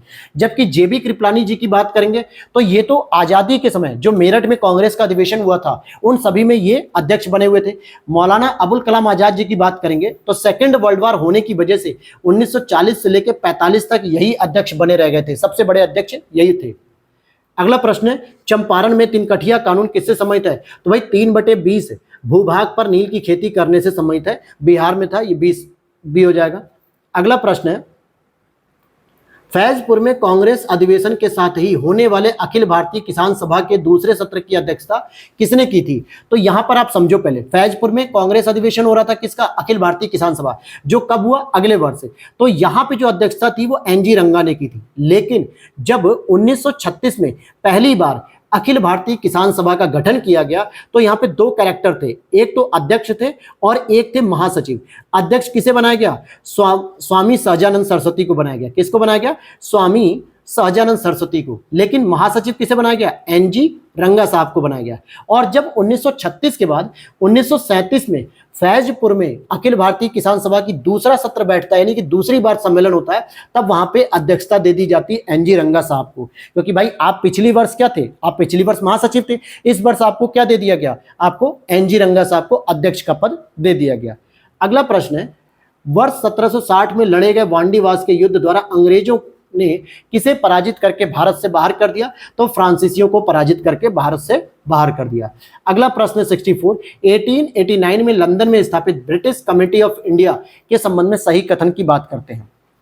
इसकी स्थापना कांग्रेस के लिए समर्थन प्राप्त करने के उद्देश्य से की गई थी और इस समिति ने इंडिया नामक साप्ताहिक पत्र भी निकाला। इसकी अध्यक्षता दादा भाई नौरोजी ने की थी। तो अब यहां पे ध्यान देना कि इसकी अध्यक्षता दादा भाई नौरोजी ने नहीं की थी दोस्तों, बल्कि किसने की थी? विलियम डिग्बी ने की थी। किसने की थी? विलियम डिग्बी ने की थी। ठीक है, तो पहला ही दूसरा केवल सही है, पहला दूसरा सही है। अगला प्रश्न आपका है, अगला यहां पे प्रश्न है, बंगाल के विभाजन के समय बंगाल का लेफ्टिनेंट गवर्नर कौन था? तो भाई बंगाल विभाजन के समय बंगाल का लेफ्टिनेंट गवर्नर कौन था? तो अगर आप इसे देखोगे तो सर एंड्रयू फ्रेजर। ध्यान से समझना, बंगाल का विभाजन पूछ रहा है और उस समय बंगाल का लेफ्टिनेंट गवर्नर, हालांकि 1905 में भारत का जो वायसराय था वो लॉर्ड कर्जन था, जिसने बंगाल विभाजन की घोषणा की थी। और कब की थी? ये आपकी घोषणा की गई थी 20 जुलाई 1905 को की गई थी, 20 जुलाई 1905 को। और इसे लागू करने का काम कब किया गया था? तो लागू करने का काम इसे किया गया था 16 अक्टूबर, ठीक है, 16 अक्टूबर 1905 को किया गया था। और उस समय बंगाल विभाजन के समय बंगाल का जो लेफ्टिनेंट गवर्नर था वो सर एंड्रयू फ्रेजर। अगले प्रश्न को देखते हैं, निम्नलिखित कथनों में से सत्य कथन की पहचान कीजिए। स्वदेशी आंदोलन में बंगाल में ब्रिटेन की वस्तुओं के बहिष्कार का सुझाव सर्वप्रथम कृष्ण कुमार मित्र ने दिया था। बिल्कुल सही बात है, के मित्र साहब ने ही दिया था। और कौन सी पुस्तक में दिया था? ये इनकी एक संजीवनी नाम की पुस्तक थी जिसके संपादक थे, उसी में इन्होंने सबसे पहले स्वदेशी आंदोलन के बारे में विचार रखा। आपको बताते चले कि बंगाल विभाजन के विरोध में 7 अगस्त को दोस्तों 7 अगस्त 1905 को बंगाल विभाजन के विरोध में स्वदेशी आंदोलन करने की घोषणा की गई थी। और दूसरा स्टेटमेंट अगर हम देखें कि बंगाल विभाजन मुख्यतः बंगाल की या बंगाली राष्ट्रवाद की वृद्धि को दुर्बल करने के लिए किया गया था कि ताकि मुस्लिम और हिंदुओं को बांटा जा सके। मद्रास में स्वदेशी आंदोलन का नेतृत्व चिदम्बरम पिल्लई ने किया था। तो तीनों स्टेटमेंट सही हैं, अर्थात उपरोक्त सभी सही हो जाएंगे। हालांकि जॉर्ज पंचम का जब शाही दरबार लगा था ना दिल्ली में, लॉर्ड हॉर्डिंग के द्वारा लगाया गया था, जिसपे बम फेंका गया था, दिल्ली षड्यंत्र केस के नाम से फेमस है। तो जॉर्ज पंचम जब दिल्ली में आते हैं शाही दरबार में, तो उन्होंने 1911 में घोषणा की कि बंगाल का विभाजन रद्द करो और साथ ही साथ क्या किया जाएगा? दिल्ली को राजधानी स्थानांतरित किया गया, यानी कलकत्ता से हटा के क्या किया गया? ढाका से, सॉरी, कहां पे लाया गया? दिल्ली लाई गई थी राजधानी। अगला प्रश्न 67 नंबर पे अगर हम देखते हैं तो यहां पे अखिल भारतीय किसान सभा के संदर्भ में अगर हम बात करते हैं, अखिल भारतीय किसान सभा के बारे में बात करें तो देखिए इसका गठन कब हुआ था? इसका गठन हुआ था आपके लखनऊ में 1936 में। अखिल भारतीय किसान सभा के प्रथम सत्र की अध्यक्षता एनजी रंगा ने की थी। तो देखिए अध्यक्षता पहले सत्र की इन्होंने नहीं की थी, दूसरे सत्र की थी जब फैजपुर में हुआ था। पहले सत्र की कौन कर रहा था? स्वामी सहजानंद सरस्वती कर रहे थे। पहला गलत हो गया। अखिल भारतीय किसान सभा के प्रथम सत्र के महासचिव के रूप में स्वामी सहजानंद को चुना गया था। नहीं भैया, पहले वाले में तो एनजी रंगा को थे। तो ये जस्ट अपोजिट है, एनजी रंगा महासचिव थे और स्वामी सहजानंद सरस्वती अध्यक्ष थे। ये पहले वाले में थे 1936 में। तो दोनों में से कोई सही नहीं है, न तो एक न तो दो। दूसरा प्रश्न है, किसने अखिल भारतीय ट्रेड यूनियन कांग्रेस की स्थापना की थी, जिसको हम लोग कहते हैं AITUC, एटक। तो एटक की बात करेंगे तो इसकी स्थापना किसने की थी? NM जोशी साहब ने की थी, जिनका पूरा नाम है नारायण मल्हार जोशी। कौन थे? नारायण मल्हार जोशी। लेकिन इस एटक की स्थापना जब हो गई थी 1920 में, ध्यान देना 1920 में, उस समय लाला लाजपत राय जी को पहला अध्यक्ष बनाया गया था। चमन लाल बजाज जी को पहला महामंत्री बनाया गया था। क्या बनाया गया था? महामंत्री। अगला प्रश्न है, क्रांतिकारी साम्यवादी दल यानी revolutionary communist party of India की स्थापना सोमेंद्र नाथ टैगोर जी ने की थी और ये 1934 में की थी। और ये पहले से ही चली आ रही CPI communist party of India से विभाजन करके, यानी इससे अलग हटके टूट कर ही यह पार्टी बनी थी। अब यहां पे अगले प्रश्न को देखते हैं, निम्नलिखित कथनों में से कौन सा कथन असत्य है? महालवाड़ी व्यवस्था में भू राजस्व किसानों से प्रत्यक्ष रूप से लिया जाने वाला निर्धारित किया गया था। नहीं दोस्तों, वो था रैयतवाड़ी। रैयत मतलब किसान होता है, लेकिन यहाँ महालवाड़ी पूछा जा रहा है। महालवाड़ी किसानों से नहीं, बल्कि महाल का मतलब होता था एक छोटा सा क्षेत्र या गांव, एक कस्बा, जो उसका मुखिया रहेगा, ग्राम प्रधान या ग्राम मुखिया, उसकी ड्यूटी रहेगी कि भाई आप अंग्रेजों को पूरा टैक्स कलेक्ट करके दो। तो ये पहला गलत हो गया। इस व्यवस्था में पहली बार मानचित्रों और पंजियों का प्रयोग किया गया था क्या? तो हम कह सकते हैं कि हाँ, दूसरा स्टेटमेंट तो सही है, पहला वाला गलत है। अच्छा, इसके दौरान कुल ब्रिटिश भारत का 30% क्षेत्रफल इसमें शामिल किया गया था, जिसमें यूपी, मध्य प्रांत और पंजाब मुख्य रूप से आते थे। अगर हम इसके जन्मदाता की बात करें तो हॉल्ट मैकेंजी कौन थे दोस्तों? हॉल्ट मैकेंजी ने इस व्यवस्था को शुरू किया था। अगला प्रश्न यहाँ पे विद्रोह और नेता, उनका मिलान करना। जैसे कूका आंदोलन की बात करेंगे तो पंजाब में भगत जवाहर मल ने शुरू किया। फकीर विद्रोह की अगर हम बात करेंगे तो बंगाल में मजमून शाह ने किया। फरैजी आंदोलन की बात करेंगे जो कि दादू मीर ने किया बंगाल में ही। वहाबी आंदोलन की बात करेंगे तो सर सैयद अहमद खान ने किया यूपी में। अगला प्रश्न है आपका 72, केंद्रीय विधानसभा में बम फेंके जाने के संबंध में किसने कहा था कि यह बम देशवासियों का ध्यान आकर्षित करने के लिए एक बहुत बड़ा धमाका है? और यह स्टेटमेंट जवाहरलाल नेहरू जी ने दिया था, और साथ ही साथ यह बम भगत सिंह ने फेंका था। कमेंट सेक्शन में बताना कि भगत सिंह के साथ और कौन भी इसमें शामिल था। यांडबू की संधि की बात करेंगे जो कि 1826 में हुई थी। ये किस युद्ध का परिणाम थी? तो बर्मा के प्रथम युद्ध, यानी आंग्ल बर्मा जो युद्ध था पहला वाला, जो 1824 से लेके 26 तक हो रहा था, उसी दौरान जब बर्मा का विलय किया था 1826 की यांडबू संधि के दौरान। और लॉर्ड एमहर्स्ट करके होता है, ये उस समय गवर्नर थे। अगला प्रश्न है, महात्मा गांधी जी ने अपने किस पत्र के माध्यम से वायसराय लॉर्ड इरविन के सम्मुख 11 मांगे रखी थी? तो यंग इंडिया के माध्यम से रखी थी, 11 सूत्री मांगे। और यह मांगे कब रखी गई थी, यह भी इंपॉर्टेंट है, तो 31 जनवरी 1930 को रखी गई थी। क्लियर? अगला प्रश्न है, निम्नलिखित में से कौन एक चंपारण सत्याग्रह के दौरान गांधी जी के सहयोगी नहीं थे? तो यहाँ पे गौरी शंकर मिश्र जी नहीं थे उस दौरान, बल्कि जेबी कृपलानी थे, नरहरि पारिक थे, महादेव देसाई थे, और राजेंद्र प्रसाद जी का नाम जरूर याद रखना, ये भी इनके साथ शामिल थे, परंतु गौरी शंकर मिश्र शामिल नहीं थे। पानीपत के तीसरे युद्ध में मराठा तोपखाना का नेतृत्व किसने किया था? ध्यान से समझो, 1761 में पानीपत का तीसरा युद्ध होता है मराठा और अफगान शक्तियों के बीच में। अफगान शासक अहमद शाह अब्दाली था, और मराठा की तरफ से उस समय जो पेशवा थे उनका नाम क्या था दोस्तों? बालाजी बाजीराव। क्या नाम था? बालाजी बाजीराव। ये उस समय पेशवा के पद पे थे, और उस समय मराठा तोपखाने का जो नेतृत्व करता थे वो थे इब्राहिम खां गारदी। कौन थे दोस्तों? इब्राहिम खां गारदी। अगला प्रश्न है आपका, यहाँ पे समाचार पत्र पत्रिका और उनके संपादक, जैसे स्वदेश वाहिनी की बात करेंगे तो रामकृष्ण पिल्लै ने की थी। दीप पीपल की बात करेंगे तो लाला लाजपत राय की है। इंडिपेंडेंट की बात करेंगे तो मोतीलाल नेहरू जी की है। और बुद्धि दर्पण राजा राम मोहन राय जी के बुद्धि दर्पण, यानी सी ऑप्शन हो जाएगा। अगला प्रश्न यहाँ पे कौन सा सही सुमेलित नहीं है? यहाँ कुछ घटनाएं दी जा रही हैं और उनसे संबंधित जो व्यक्ति हैं उनके बारे में यहाँ पे मिलान करने के लिए पूछा जा रहा है। जैसे पहला ही है आपका कि प्रथम आंग्ल बर्मा युद्ध, तो देखिए लॉर्ड डलहौजी तो थे ही नहीं, क्योंकि पहला आंग्ल बर्मा युद्ध जब हो रहा था तो 1824 से लेकर 26 तक हुआ, और यांडबू की संधि से समाप्त भी हुआ। तो उस समय डलहौजी साहब तो थे ही नहीं, डलहौजी तो आपके 1848 में भारत में आते हैं। तो लॉर्ड डलहौजी की जगह कौन था? इनका नाम है, जिनको थोड़ा प्रोनाउंसिएट करने में जो है कि दिक्कत हो रही है, एमहर्स्ट, ऐसे कर सकते हो। समाचार पत्रों का मुक्तिदाता चार्ल्स मेटकॉफ को कहा जाता है। ठीक है। दास प्रथा का अंत लॉर्ड एलनब्रो ने 1843 में किया। वर्नाकुलर प्रेस एक्ट 1878 जो कि लॉर्ड लिटन के द्वारा लाया गया था, मुंह बंद करने वाला कानून भी इसे कह सकते हो, मुंह बंद कानून। अगला प्रश्न है 79, कौन सा एक कथन असत्य है? बंगाल विभाजन के समय बंगाल का लेफ्टिनेंट गवर्नर एंड्रयू फ्रेजर था, अभी हमने पढ़ा। 16 अक्टूबर 1905 को बंगाल का विभाजन प्रभावी हो गया, यह भी पढ़ा। स्वदेशी आंदोलन महिलाओं ने सक्रिय भूमिका निभाई, यह भी पढ़ा।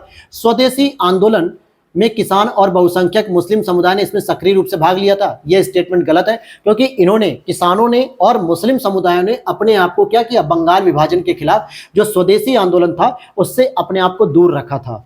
अगला प्रश्न है, किस एक से रास बिहारी बोस जुड़े हुए हैं? तो भाई रास बिहारी बोस जो जुड़े हुए हैं वो दिल्ली षड्यंत्र केस से जुड़े हुए हैं। किससे? दिल्ली षड्यंत्र केस से, क्योंकि इन्होंने ही ये स्ट्रैटेजी बनाई थी कि हम क्या करेंगे? बम फेंकेंगे लॉर्ड हार्डिंग के ऊपर। अगला प्रश्न है आपका, निम्नलिखित कथनों में कौन सही है? बाल गंगाधर तिलक ने मार्ले मिंटो सुधार 1909 को सूर्यविहीन ऊषा काल की संज्ञा दी। देखिए स्टेटमेंट तो सही यूज किया गया, परंतु यहाँ पे अधिनियम गलत है। मार्ले मिंटो सुधार नहीं था, बल्कि 1919 का मॉन्टेग्यू चेम्सफोर्ड सुधार था। और तिलक कांग्रेस के केवल एक बार अध्यक्ष बने, तो ऐसा नहीं है। बाल गंगाधर तिलक एक बहुत ही महत्वपूर्ण पर्सनैलिटी होते हुए भी कांग्रेस के कभी भी अध्यक्ष नहीं बन पाए। और बनते भी कैसे? क्योंकि उनका आकस्मिक एक निधन हो गया 1 अगस्त 1920 को। जिस दिन असहयोग आंदोलन शुरू हुआ था उसी दिन इनका निधन भी हो गया आकस्मिक तौर पे। अदरवाइज अगर ये अपने पूरे जीवन काल तक जीवित रहते तो जरूर से जरूर ये कांग्रेस के अध्यक्ष बन जाते, लेकिन इनको नहीं बना पाए क्योंकि इनकी आकस्मिक मृत्यु हो गई। तो पहला भी गलत है। दूसरा तो देखिए आपकी बात सही है, नहीं दूसरा भी गलत है, ये अध्यक्ष कहां थे, ये भी गलत है, तो डी हो जाएगा, अर्थात 81 का डी। ठीक है। अगला प्रश्न यहाँ पे मजदूर संगठन और संस्थापक, जैसे मद्रास लेबर यूनियन, ये वीपी वाडिया सही है। Social service league NM Joshi यानी नारायण मनोहर जोशी जिन्होंने 1911 में स्थापित किया। भारतीय राष्ट्रीय रेड यूनियन कांग्रेस वल्लभ भाई पटेल, ये भी सही है, तो डी यानी सभी सही है। नेहरू रिपोर्ट के विरोध स्वरूप जिन्ना ने जो 14 सूत्री प्रस्ताव मुस्लिम लीग के किस अधिवेशन में प्रस्तुत किया था भैया? तो 1929 के दिल्ली अधिवेशन में प्रस्तुत किया था। अगला प्रश्न है, गांधी जी ने अपना पहला आमरण अनशन कब रखा था? सांप्रदायिक पंचाट के खिलाफ, जो कि रैमजे मैकडोनाल्ड प्रधानमंत्री थे ब्रिटेन के। इन्होंने 16 अगस्त 1930 को क्या किया? 16 अगस्त 1930 को जब इसे प्रस्तुत किया तो गांधी जी ने कहा कि ये एक नई मतलब की साजिश है जो भारत को और भी जातिगत तरीके से और धार्मिक रूप से विभाजित करने का योगदान कर रही है। इसीलिए यरवदा की जेल में इन्होंने पहला अपना आमरण अनशन करना शुरू कर दिया और विरोध करना शुरू किया। अगला प्रश्न कौन सा सही है? स्वतंत्रता आंदोलन के दौरान सुभाष चंद्र बोस ने द फ्री इंडिया सेंटर का गठन किया, बिल्कुल सही है। और इसका गठन सिंगापुर नहीं दोस्तों, इसका गठन आपके जर्मनी में किया गया था, तो इसीलिए केवल एक सही हो जाएगा। अगला प्रश्न है कैबिनेट मिशन के संदर्भ में। यह मिशन 24 मार्च 1946 को दिल्ली पहुंचा। इसने एक संघीय सरकार की सिफारिश की थी। इसमें पाकिस्तान की मांग को अस्वीकार कर दिया गया था। पाकिस्तान की मांग को अस्वीकार करने के नेतृत्व में ही कांग्रेस ने इसको समर्थन किया, क्योंकि चलो ये भारत का विभाजन नहीं कर रहे हैं, तो डी ऑप्शन सही हो जाएगा। अगर इस मिशन के अध्यक्ष के बारे में आपसे पूछा जाए तो आपको याद होना चाहिए इसमें पैथिक लॉरेंस जो है कि क्या थे, इसके अध्यक्ष थे। हालांकि इसमें सर स्टैफोर्ड क्रिप्स भी आए थे, जो कि क्रिप्स मिशन 1942 के रूप में भी आ चुके थे और इसमें भी आए थे। उत्तर प्रदेश किसान सभा का गठन जिसमें किनके प्रयासों से हुआ? तो गौरी शंकर मिश्र, मदन मोहन मालवीय और इंद्र नारायण द्विवेदी, इनका गठन 1918 में किया गया था। इसको अवध किसान सभा भी कह सकते हैं। अगला प्रश्न है आपका 88 में सूची 1 और सूची 2 को मिलान करना। जैसे नेटिव मैरिज एक्ट, ये आपका 1800 कब आया था बताइए? 1872 में आया था ये। और एज ऑफ कंसेंट का एक्ट कब आया था? ये आया था आपके 1892 में। शारदा एक्ट कब आया था? हरविलास शारदा जी के सहयोग से, ये 1829 में आया था। सॉरी, ठीक है, नहीं सही है दोस्तों, थोड़ा मिस्टेक हो गया, 1929 में आया था। और सती प्रथा प्रतिबंध जो कि राजा राम मोहन राय और लॉर्ड विलियम बेंटिक के सहयोग से 1829। चलिए मैं एक बार दोबारा लिख देता हूं यहाँ पे। Native marriage act 1872, age of consent 1892, ठीक है 1892, और शारदा एक्ट 1929, सती प्रथा 1829। तो ये आप याद कर लेना। अगला प्रश्न है सूरत विभाजन के बाद कांग्रेस एक बार पुनः विघटन किस मुद्दे पर हुआ? यानी सूरत विभाजन में 1907 में तो हुआ ही था, दूसरी बार मॉन्टेग्यू घोषणा पत्र 1916 को लेकर कांग्रेस में पुनः विभाजन हो जाता है। अगला प्रश्न, निम्नलिखित में से किस एक पुर्तगाली गवर्नर ने कोचीन की जगह गोवा को राजधानी बनाया था? तो ये थे Nuno da Cunha. Nuno da Cunha ने 1530 में क्या किया था? गोवा को अपनी औपचारिक रूप से राजधानी घोषित कर दिया था। अगला प्रश्न है निम्नलिखित में से किस एक युद्ध में अंग्रेजों ने डचों को हराकर भारतीय व्यापार से बाहर कर दिया? उसे हम कहते हैं बेदरा का युद्ध, जो कि 1759 में हुआ था। और 1760 में क्या हुआ था? बॉन्डीवास का युद्ध हुआ था, जिसमें इन्होंने फ्रांसीसियों को बाहर किया। यानी पहले डचों को निपटाया, फिर दूसरे पे बॉन्डीवास को निपटाया। अच्छा, जो ये आपको स्वाली का युद्ध होता ना, स्वाली का युद्ध कई बार मिलान करने के लिए आता है। ये 1611 में हुआ था पुर्तगालियों के खिलाफ अंग्रेजों के साथ, जिसमें पुर्तगाली हार जाते हैं। अगला प्रश्न है आपका होम रूल लीग के संबंध में क्या असत्य है? भारत में एनी बेसेंट ने होम रूल लीग की स्थापना तिलक के बाद की थी। बिल्कुल सही बात है, क्योंकि एनी बेसेंट ने सितंबर 1916 में की थी, ठीक है, और तिलक जी ने आपके अप्रैल 1916 में ही कर दी थी। यह आंदोलन भारत में प्रथम विश्व युद्ध के समय काफी लोकप्रिय हुआ। बिल्कुल सही। और एच.एस. अलकाट इस लीग के मद्रास शाखा के अध्यक्ष थे। तो बिल्कुल नहीं, जो हमारे अलकाट साहब थे ये थियोसॉफिकल सोसाइटी से जुड़े हुए थे, न कि होम रूल लीग से, तो ये गलत है। और तिलक द्वारा स्थापित होम रूल लीग अधिक शक्तिशाली था, ये भी सही है। तो सी स्टेटमेंट यहाँ पे गलत है। अगला प्रश्न है यहाँ पे कौन सा सही सुमेलित नहीं है। यहाँ पे विषय है और भारत शासन परिषद अधिनियम। जैसे महिलाओं को मताधिकार दिया गया भारतीय शासन अधिनियम 1919 के द्वारा। प्रांतों में शासकीय बहुमत की समाप्ति हुई भारतीय शासन अधिनियम 1909 के द्वारा। भारत परिषद की समाप्ति कब हुई, तो भारत शासन अधिनियम 1919 नहीं बल्कि 1935 के द्वारा की गई थी। किसके द्वारा, 1935 के द्वारा। और संघीय न्यायालय की स्थापना की अगर हम बात करें तो भारतीय शासन अधिनियम 1935 के द्वारा स्थापित हुआ। तो तीसरा वाला ही गलत है कि भारतीय परिषद जो होती है भारत परिषद, उसको 1935 के अधिनियम से समाप्त किया गया। अगला प्रश्न 94 में अगर हम देखें, पुस्तक है और उसके लेखक हैं। जैसे द ब्रोकन विंग, अगर हम इसकी बात करें तो the broken wing Sarojini Naidu की है। Indian unrest Valentine सिरोल। Unhappy India Lala Lajpat Rai. Springing tiger ये ह्यूग टोए की है। तो 1 2 3 4 पहला सही है। अगला प्रश्न है निम्नलिखित में से किसने वर्ष 1908 में मुस्लिम लीग की एक शाखा लंदन में स्थापित की थी, तो ये उसका सही उत्तर हो जाएगा सैयद अमीर अली। देखिए 1906 में जब ढाका में स्थापित की गई थी मुस्लिम लीग नवाब सलीमुल्लाह खां के सहयोग से, तो उस समय इसका हेडक्वार्टर आपका खोला गया था लखनऊ में। लेकिन जब 1908 में इसका विस्तार किया गया तो लंदन में इसकी एक ब्रांच खोली गई जो सैयद अमीर अली के द्वारा। नेक्स्ट है मार्ले मिंटो सुधार के बारे में कौन सा कथन सही नहीं है। मार्ले मिंटो सुधार 1909 में पारित हुआ था, बिल्कुल सही बात है। और इसे भारतीय परिषद अधिनियम 1909 भी कहते हैं क्या, बिल्कुल सही बात है। इसके तहत विधानसभा में मुसलमानों के लिए पृथक निर्वाचन क्षेत्रों और स्थानों का आरक्षण किया था। तो ये तीनों सही है, चौथा गलत हो जाएगा। क्योंकि मार्ले मिंटो सुधार पारित होते समय जॉन मार्ले भारत के वायसराय नहीं थे बल्कि सचिव थे, और लॉर्ड मिंटो भारत के सचिव नहीं बल्कि वायसराय थे, यानी अपोजिट लिख दिया गया। तो जॉन मार्ले क्या थे, सचिव थे, और लॉर्ड मिंटो क्या थे, वायसराय। पहले ही लॉर्ड वर्ड लिखा हुआ है। अगला प्रश्न है 97, निम्नलिखित कूट का प्रयोग करते हुए क्रांतिकारी गतिविधियों में जो संलिप्त संगठन थे उनके आपको नाम बताने हैं। तो इसमें देखोगे अनुशीलन समिति, अभिनव भारत और HSRA Hindustan socialist Republican association, ये तीनों ही क्रांतिकारी गतिविधियों में संलिप्त थे। 1 2 4। परंतु इंडियन पैट्रियाटिक एसोसिएशन जिसकी स्थापना 1888 में राजा शिव प्रसाद गुप्त बनारस के थे, और साथ ही साथ सर सैयद अहमद खान ने मिलकर इसकी स्थापना की थी, जिसमें इन्होंने कांग्रेस के विरोध करने के साथ साथ मुस्लिमों को अंग्रेजों का समर्थन करने के लिए कहा था। तो ये अलग है। अगला प्रश्न है आपका 99, असत्य कथन की बात करें। निष्क्रिय विरोध का सिद्धांत अरविंद घोष ने अपनी पुस्तक वंदे मातरम में दिया था। वंदे मातरम में, सही बात है। बंगाल में चटगांव क्रांतिकारी आंदोलन चलाने का श्रेय मास्टर सूर्यसेन जी को जाता है, यह भी सही है। शांति घोष ने दीक्षांत समारोह में अपनी उपाधि ग्रहण करते समय अंग्रेज गवर्नर कुलाधिपति पर गोली चलाई थी। तो देखिए शांति घोष की अगर हम बात करें तो यह गलत हो जाएगा। शांति घोष की जगह बीना दास रहेंगी। क्या रहेंगी, शांति घोष की जगह बीना दास रहेंगी। और ये काम इन्होंने फरवरी 1932 में किया था। कब किया था, फरवरी 1932 में। अगला प्रश्न, गोपीनाथ साहा ने कोलकाता से के क्रूर पुलिस कमिश्नर चार्ल्स टेगार्ड की हत्या करने का प्रयास किया था। तो हाँ, ये बात भी सही है। तो केवल सी वाला गलत हो जाएगा। अगला प्रश्न यहाँ पे देखते हैं, निम्नलिखित युग्मों में से कौन सा एक सही सुमेलित नहीं है। देखिए आत्मीय सभा की बात करेंगे तो राजा राम मोहन राय जी ने स्थापित किया। देव समाज की बात करेंगे तो ये शिव नारायण अग्निहोत्री ने स्थापित किया। शुद्धि आंदोलन रामकृष्ण परमहंस से संबंधित नहीं है, क्योंकि शुद्धि आंदोलन स्वामी दयानंद सरस्वती जी ने चलाया था। इनका उद्देश्य था कि जो भी लोग अंग्रेजी शासन काल आने के पश्चात ईसाई धर्म को स्वीकार कर चुके हैं उन्हें पुनः हिंदू धर्म में वापस लाने के लिए इन्होंने शुद्धि आंदोलन चलाया था। और भारत सेवक संघ की स्थापना गोपाल कृष्ण गोखले ने की थी।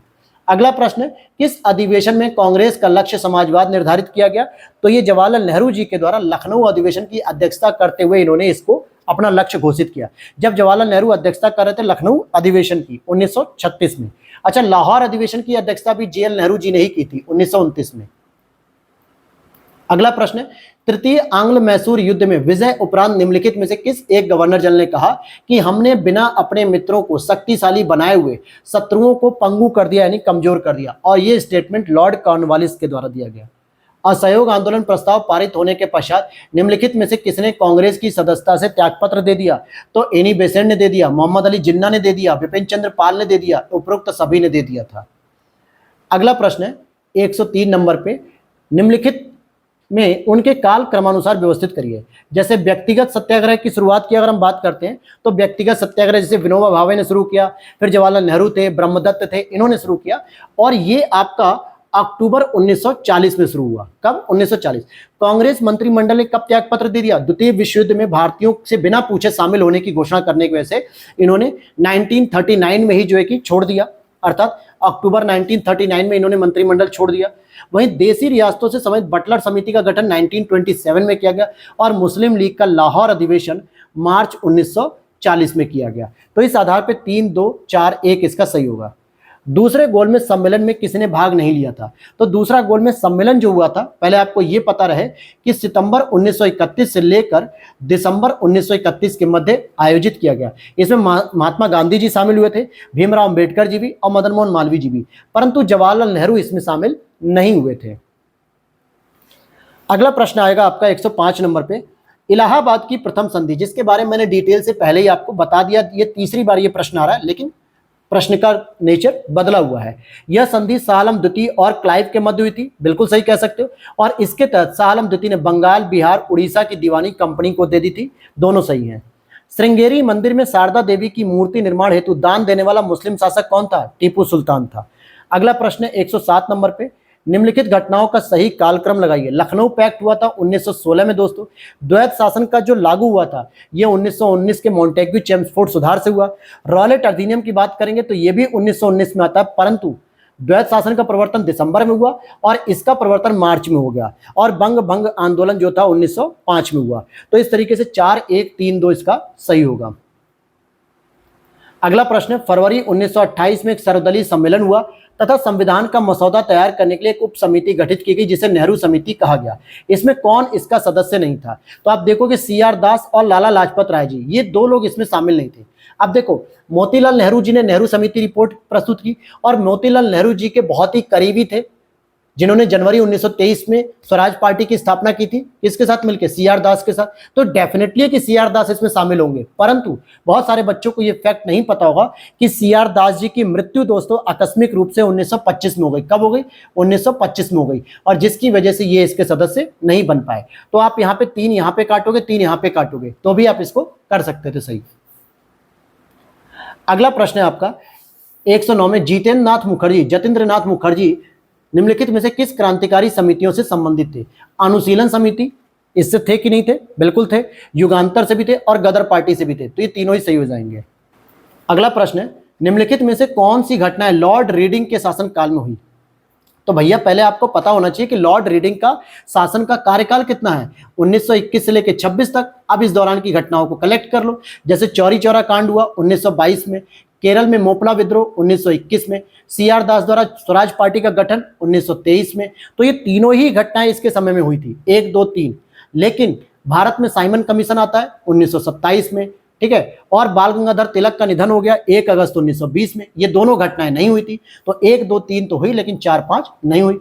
आजाद हिंद फौज की पहली डिवीजन का औपचारिक गठन कब हुआ? सितंबर 1942 में हुआ। अगला प्रश्न है, मुस्लिम सुधार आंदोलन और उनसे संबंधित व्यक्ति। जैसे अलीगढ़ आंदोलन के बारे में अगर हम आपसे पूछें तो अलीगढ़ आंदोलन के लिए सर सैयद अहमद खां जी सम्मिलित हैं। देवबंद आंदोलन के लिए मोहम्मद कासिम ननौतवी एवं रशीद अहमद गंगोही, और गंगोही के नाम पे गंगो ब्लॉक भी एक सहारनपुर में पड़ता है, और ननौतवी नाम से एक ननौता नाम की एक जगह भी है। देखिए सहारनपुर में देवबंद भी है, ननौता भी है, गंगो ब्लॉक भी है। इस समय वर्तमान में इकरा हसन वहां की सांसद हैं। अहमदिया आंदोलन जो कि मिर्जा गुलाम अहमद के नाम से है। तो ये तीनों ही आपके सही हो जाएंगे। श्वेत विद्रोह की बात करें अगर हम, श्वेत विद्रोह किससे संबंधित है दोस्तों? तो श्वेत विद्रोह यह क्लाइव के समय की घटना है और मुंगेर तथा इलाहाबाद के श्वेत सैनिकों ने भत्ता कम मिलने के कारण विद्रोह किया था। तो दोनों ही बातें सही हो जाएंगी। 114 नंबर के प्रश्न को देखते हैं, रहनुमाई मजदयान सभा के संबंध में। तो अगर हम इसकी बात करें तो इसकी स्थापना 1851 में की गई थी, पारसी सुधार आंदोलन से संबंधित थी, जिसमें दादा भाई नौरोजी और SS बंगाली ने बंबई में की थी मिलकर। तो दादा भाई नौरोजी भी पारसी थे, तो इन्होंने 1851 में इसकी स्थापना की। दूसरा, इस संस्था ने राफ्त गोफ्तार नाम की पत्रिका का प्रकाशन किया जो सीधे सीधे दादा भाई नौरोजी से संबंधित थी। तो दोनों ही यहाँ पे सही हो जाएगा। अगला प्रश्न है, कौन सा एक सही सुमेलित है? देखिए जो सही सुमेलित है वो ये है, लाला लाजपत राय का लाहौर का राष्ट्रीय विद्यालय स्थापित करना, यही केवल एक सही है। बाकी गलत है तो क्यों? राजा राम मोहन राय जी ब्रह्म समाज से संबंधित है, दादा भाई नौरोजी बंबई एसोसिएशन से, जमनालाल बजाज वर्धा के सत्याग्रह आश्रम से संबंधित है। अगला प्रश्न है, मुस्लिम लीग ने किस तिथि को सीधी कार्रवाई दिवस मनाई थी? तो 16 अगस्त 1946 को सेलिब्रेट किया। केशव चंद्र सेन ने ब्रह्म समाज के मूल सिद्धांतों का निरूपण अपनी पुस्तक ब्रह्मोधर्म में किया।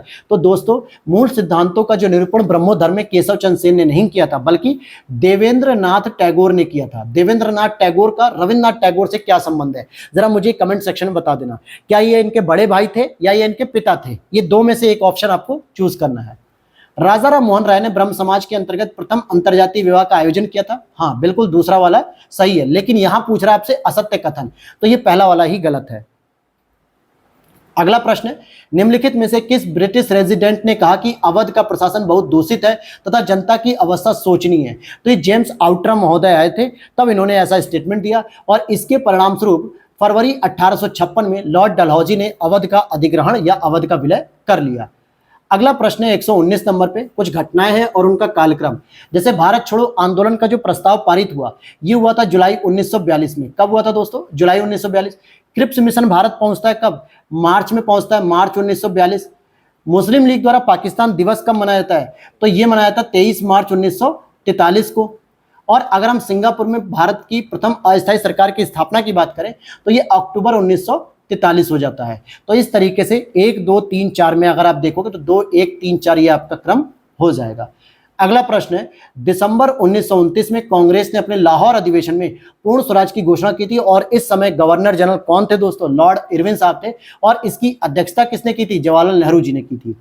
अगला प्रश्न है, निम्नलिखित में से कौन गदर पार्टी से संबंधित नहीं है? तो गदर पार्टी से जो संबंधित नहीं थे वो कौन है? ये हो जाएंगे आपके गदर पार्टी से प्रफुल्ल चाकी। प्रफुल्ल चाकी इससे संबंधित थे। देखो, गदर पार्टी की जो स्थापना हुई थी वो हुई थी 1913 में यूएसए के अंतर्गत सैन फ्रांसिस्को नगर में, जिन्होंने अपनी गदर नाम की एक पत्रिका भी निकाली, उर्दू में निकाली, गुलरुखी में निकाली, ठीक है, हिंदी में भी निकाली, परंतु संस्कृत में नहीं निकाली थी, ये ध्यान देना। और इसमें बरकतुल्ला, राजा महेंद्र प्रताप, रासबिहारी बोस, भाई परमानंद, करतार सिंह सराभा, ये सभी लोग इसमें शामिल थे, लेकिन प्रफुल्ल चाकी इसमें शामिल नहीं थे। तो इसलिए डी ऑप्शन होगा। भीखाजी रुस्तम कामा के बारे में उन्होंने भारतीय क्रांति की मां कहा जाता है, बिल्कुल सही बात है। और इन्होंने यूरोप एवं अमेरिका से क्रांति का संचालन किया, यह भी सही है। वे दादा भाई नौरोजी की निजी सचिव भी रही हैं, यह भी सही है। परंतु इन्होंने लंदन की अंतर्राष्ट्रीय समाजवादी कांग्रेस में भाग लिया और वहीं से पहली बार भारतीय झंडे को फहराया। तो दोस्तों, ये लंदन में नहीं थी बल्कि जर्मनी में आयोजित थी। कहां पे? स्टुटगार्ट, जर्मनी में। तो इसलिए तीसरा गलत है, 1 2 4 सही हो जाएंगे। और यहां पूछ रहा है कौन सा सही नहीं है, तो केवल तीसरा सही नहीं है। अगला प्रश्न है, कृषि एवं पुरातत्व विभाग की स्थापना लॉर्ड कर्जन के शासनकाल में हुई थी, सही है। चार्ल्स मेटकॉफ को समाचार पत्रों का मुक्तिदाता कहता है, यह भी सही है।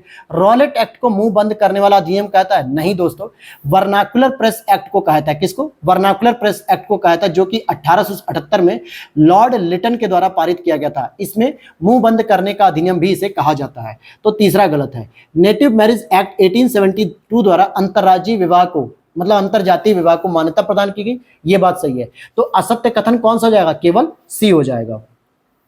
अगला प्रश्न है, कांग्रेस के नागपुर अधिवेशन 1920 के संदर्भ में असत्य कथनों की बात करते हैं हम, तो इसमें असहयोग आंदोलन का प्रस्ताव पारित किया गया, यह बात भी सही है। और इसकी अध्यक्षता चित्तरंजन दास जी ने की थी। तो मेरे दोस्त, इसकी अध्यक्षता चित्तरंजन दास जी ने नहीं की थी, बल्कि किसने की थी? सी विजय राघव चेरियार ने की थी। किसने की थी? सी विजय राघव चेरियार ने की थी। तो ये हो जाएगा पहला ही केवल सही, लेकिन यहां पूछ रहा है असत्य, तो केवल दूसरा वाला गलत हो जाएगा। अगला प्रश्न और हमारा ये लास्ट प्रश्न होगा आज की इस क्लास का, कि डेरेजियो को आधुनिक भारत का प्रथम राष्ट्रकवि कहा जाता है, यह बात भी सही है। और यंग बंगाल आंदोलन की शुरुआत विवियन डेरेजियो ने की थी, जो कि 1826 में हुई थी, यह भी सही है। दोनों ही स्टेटमेंट यहाँ पे सही है। अब यहाँ पे आप देखोगे फरवरी 2023 का करंट अफेयर्स है, जो कि लगभग 1.5 साल पुराना हो जाएगा अक्टूबर के पेपर के हिसाब से, जो हमें कवर नहीं करना है, क्योंकि ये पेपर सेक्शनल जो सब्जेक्ट वाइज थे, ये ध्येय के द्वारा शुरू किए गए थे जब आपका 17 मार्च को पेपर आयोजित होने वाला था यूपीपीसीएस का। परंतु जब पेपर पोस्टपोन्ड हो गया तो इन्होंने सारे फुल टेस्ट कराने शुरू कर दिए। लेकिन हमें तो अपना टेस्ट करना है, चाहे वो सब्जेक्ट हो चाहे फुल टेस्ट हो। आपको नॉलेज तो प्रॉपर दोनों से मिलेगी, इसीलिए हमने सब्जेक्ट के टॉपिक को कवर कर लिया और करंट अफेयर्स को स्किप कर रहे हैं। तो वीडियो अच्छी लगी हो तो लाइक कर देना दोस्तों। चैनल पे पहली बार हो तो क्या करना है आपको, नीचे प्यारे से लाल बटन को सब्सक्राइब करिए और दोस्तों के साथ शेयर जरूर करिए। मिलते हैं नेक्स्ट वीडियो में। Thanks for watching.